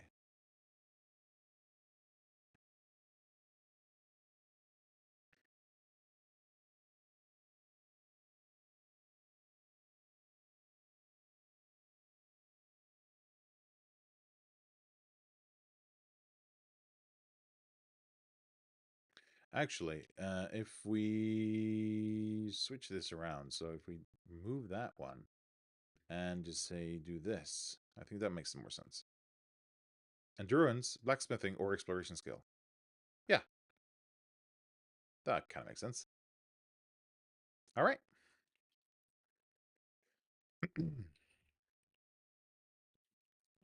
Add career skills.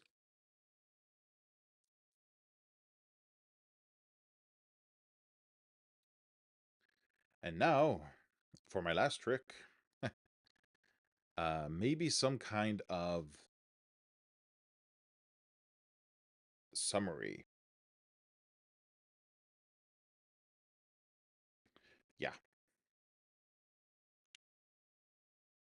So, for some inspiration, we'll go in here. And I think, like, list container, is that the one I want? No. Well, I kind of want separate cards full with and mobile. With dividers. Flat cards with... Yeah, I think that's what I kind of want for this.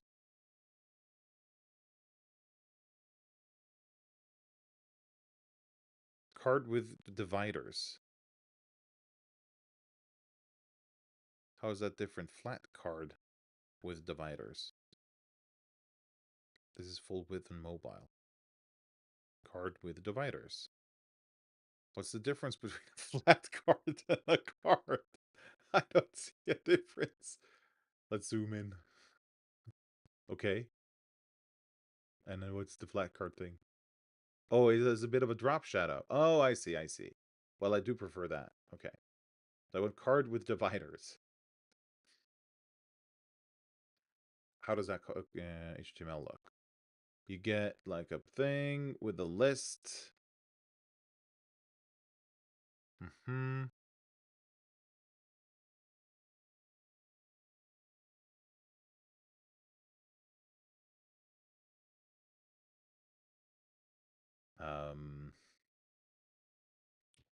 So I think we just do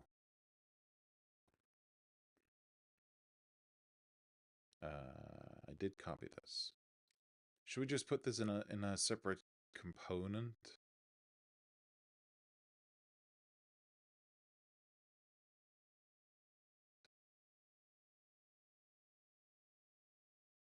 Hmm. Hmm. Kind of think yes. What are these are list containers.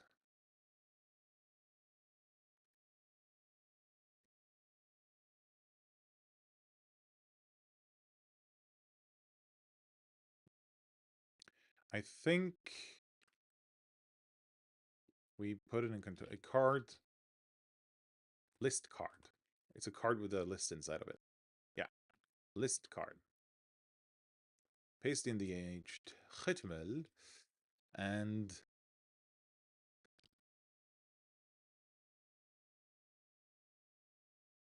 I think we're going to put this in its own thing. And we're going to call that component list card item. We're kind of getting into the... Oh, sure. That's not what I want to do. And slot. Kind of getting into the territory that I don't really like that much when you've got like a bunch of nesting components because... Yeah, but I think this is the best way to do it because each list item is going to be custom and I don't think there's an easy, elegant way to do this. So I think we're going to put slot here, but by putting, let's see, we're going to import script lang equals yes, wrong button. And we're going to import card, this card item. That's what I'm going to import. And we're going to expose that right here.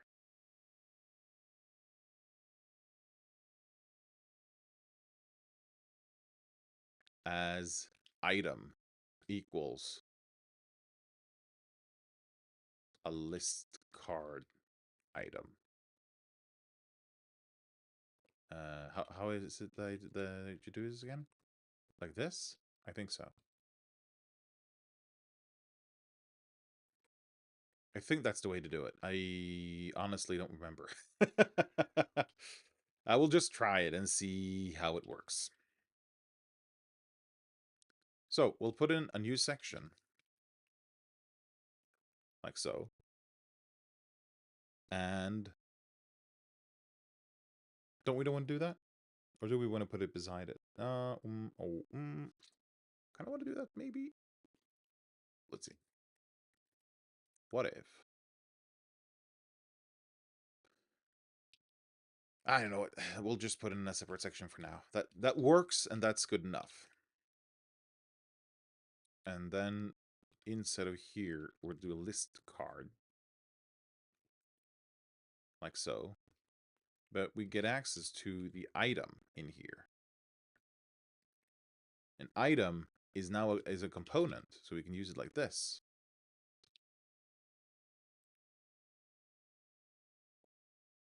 And inside of that, we can put whatever we want.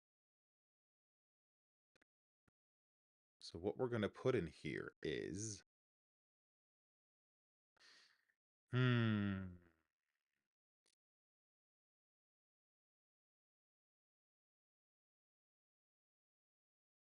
What are we putting in here? Is it like a...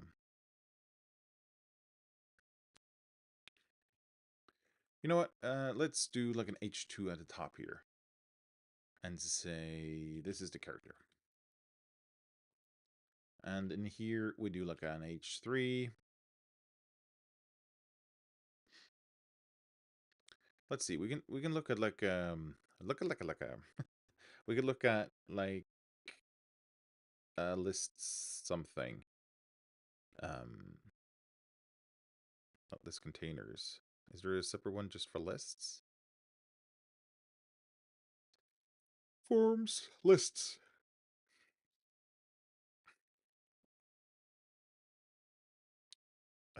Maybe the grid list is a good like inspiration for what we want to do. Meh.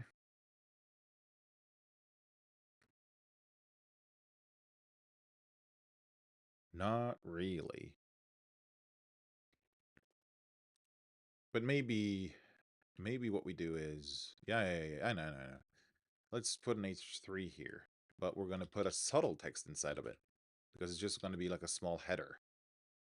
And this is gonna be, I'm just gonna say ancestry because this list is the ancestry. And below it, we do like a P, yeah. And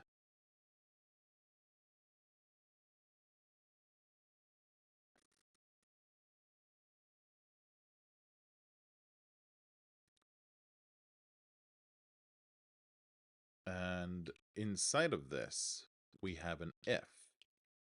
We'll put an if, and if you've selected an ancestry, we'll find the ancestry and print the name of the ancestry, and if not, we say none selected. Yeah, sure, that works. Object is possibly, yeah. We could do this, but I don't think you're gonna like it. Oh, you do like that. Okay.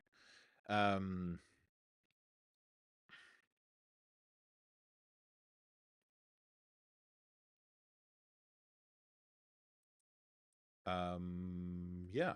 Let's try that first and see how that looks. Well, it definitely looks. Let's put this in a prose div. Class prose. Yeah. Sure, that is... No, that's the wrong thing. Ha ha ha. This is the thing that's supposed to go in a prose thing. Class prose. Sure. Um,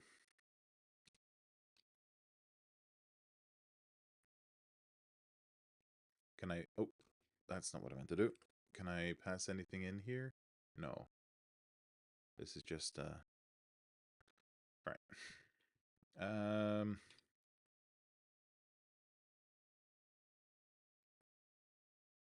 And these sections aren't... Well, that's interesting. Each of these sections are really separate. So I could just put this in like a main thing. That would be a good thing. And then after doing that, just do class and space them like 8 apart. Maybe a bit more, considering. Yeah, look at that. Looks kind of better already. Let's just move this to zone section. Might as well. That's what we did with the other one.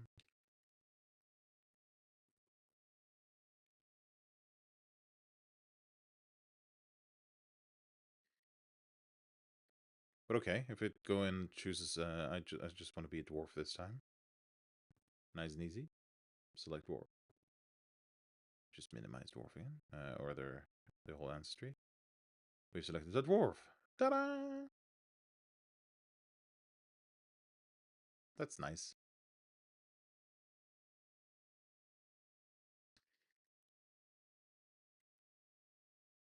And all right, so for my next trick, no, not Dragon Knight. Culture.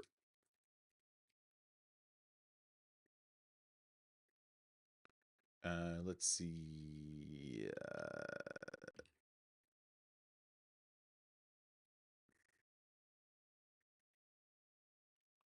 All right, I didn't really highlight any of this as I thought I would. Let's see. What do I want to... I don't think I want... Do I want this? No.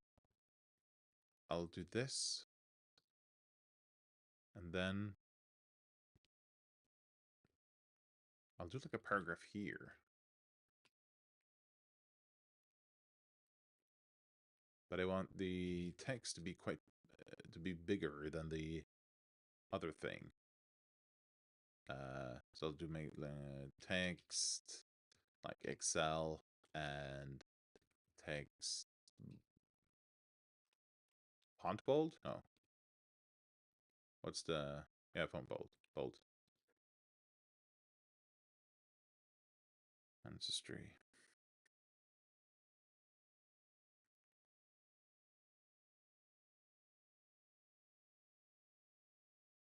Woad Elf, yeah.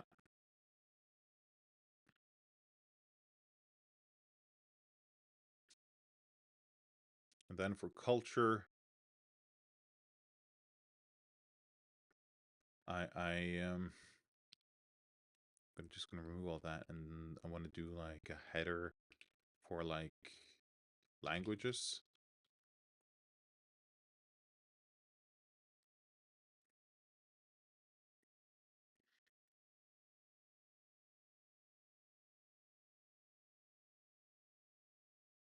Actually, the languages are going to be added to later too, because you might get some from your career. So maybe languages should just be its own section.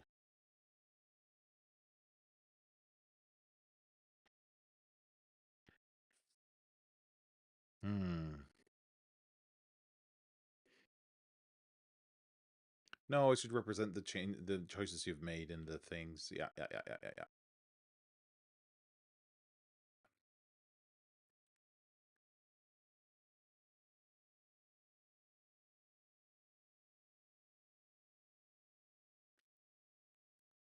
So like,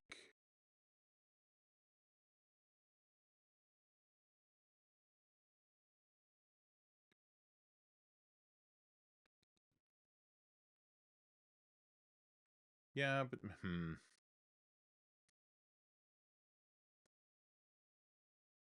Maybe this shouldn't be as bold. Maybe you should just have the prose. The prose thing instead. If I write prose here, does it work as I want it to do? Select something here. Select. I'm not sure. Let's see if moving this to a separate thing might work.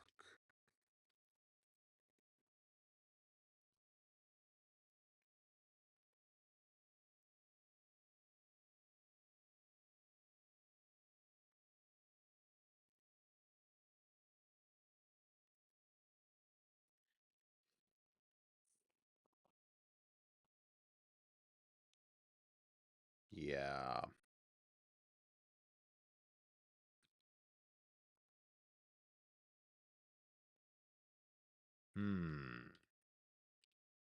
Maybe this is just a list. Yeah. This is like languages. Then we just list the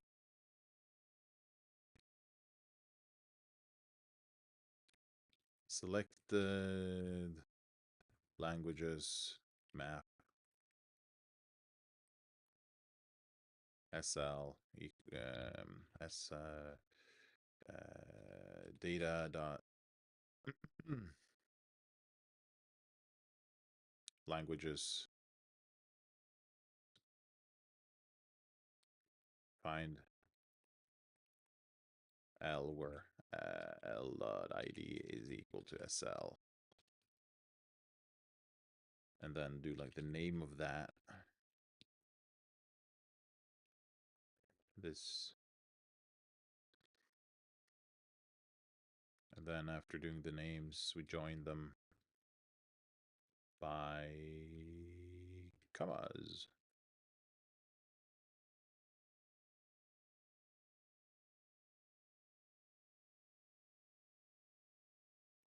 We'll put all this in a div with a class prose on it.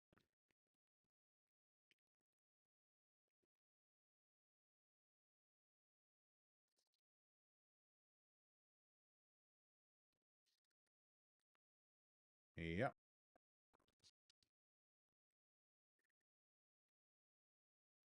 What's the next thing we select from? Gotta head out. It's been a pleasure being your rubber ducky. Thank you for coming by, King Gurk. Really appreciate it.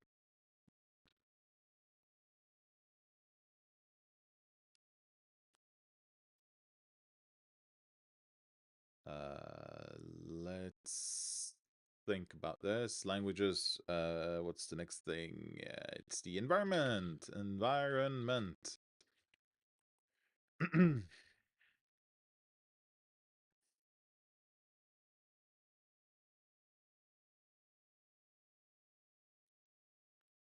Select the languages. We do initialize it as an empty array, do we not? Yeah. Yeah, we do. So we do a small like if around this. Oh. If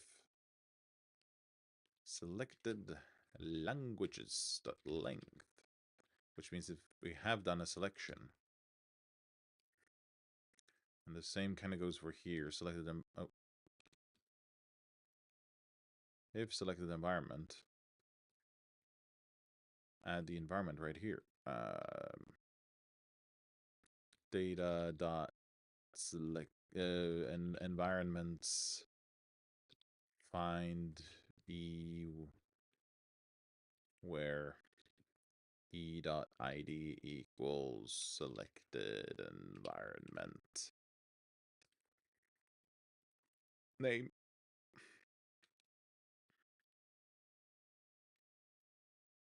Selected organization. Let's see what it coughs up here. Organization, data organizations, find. Oh, we're selected organization, the name. Yeah, looks about right. Selected upbringing. Data upbringings. Selected upbringing, yep. That's those. Yeah.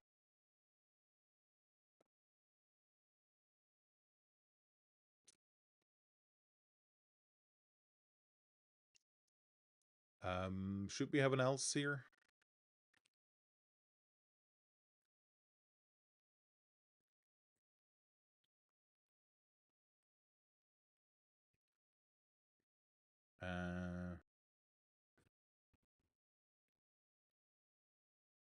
Uh, this could even be within a small subtle text.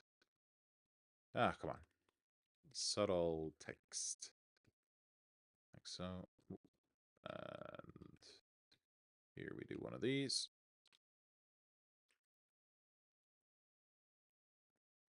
Three lines that we copy over here. Here. And here. And we change this to environment. This one to organization. This last one to bringing.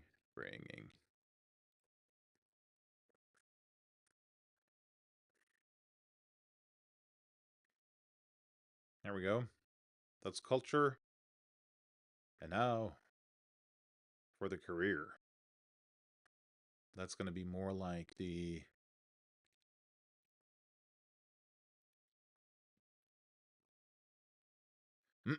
more like the ancestry. So we're going to choose that one, career. And this is if there's a selected career instead. And if not, there's going to be none selected. And career. And if selected career is equal to the thing, this should just be named, oh, this should be named C for career. Select the career name, blah, blah, blah. That adds that to the thing. Nice. And if I choose a career, I want to be an artisan. I'm now an artisan. Nice. Oh, I'm just...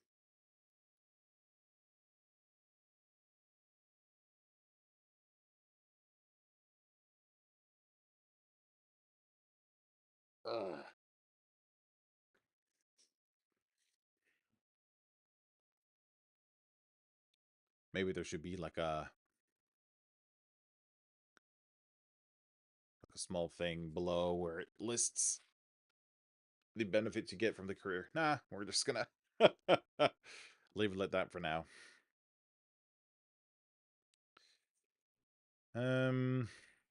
Yeah. So if we go through here, we're gonna be a human,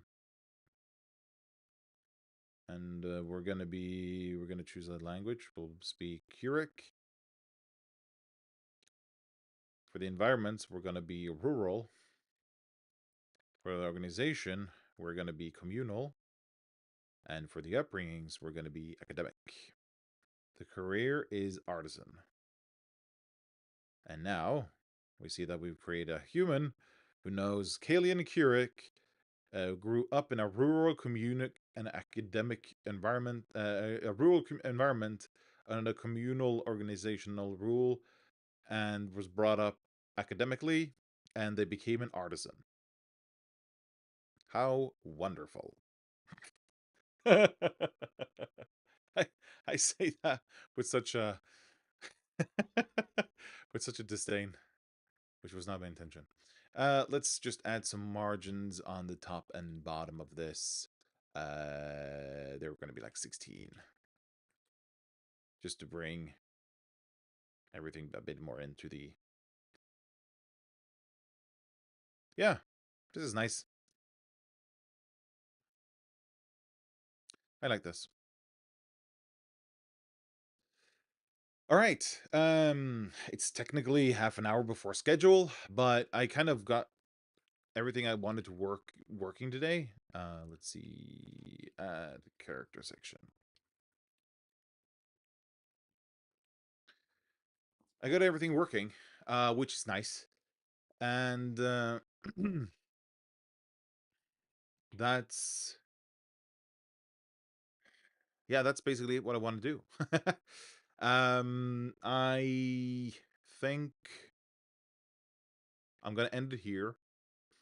I'm gonna have to spend some time adding in all the class details, all the class data, and that's probably gonna take a while. And then it's gonna take a while to get classes working at all through selection and everything. And that's not even considering that at some point I will need to restructure the data in the database a bit to make it a bit more universal, or rather, just clean up the structure a bit so it makes it easier to work with and uh, more similar. The similar stuff are actually the same stuff. So I should rather say that the same stuff is the same stuff instead of similar stuff.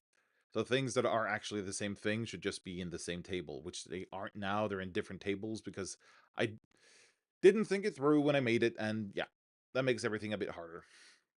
I've found new ways to do it that I like better.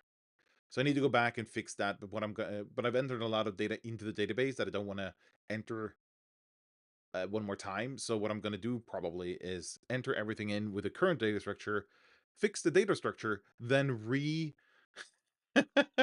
redo all then I'm going to export all the data that I've input, fix the data structure, fix the export to be like the new database structure, and then import it back to yeah. So that's going to be also be a whole thing. Anyway, that's for the future. And it's probably, yeah, I don't know. I'll see when I get around to doing that. Well, for now, that's career implemented. We're 40% done according to the steps, but we're probably more like, I'd say like, yeah, well, maybe 40 isn't too bad actually, because the class is gonna be the rest. Like the rest of the thing is like 50% classes, then maybe 10%. Maybe we're 30% done, and classes is 50%, and kits are 10%, and then then the remaining 10% is just the last steps of the character creation. Yeah. Anyway, that's for the future. Um,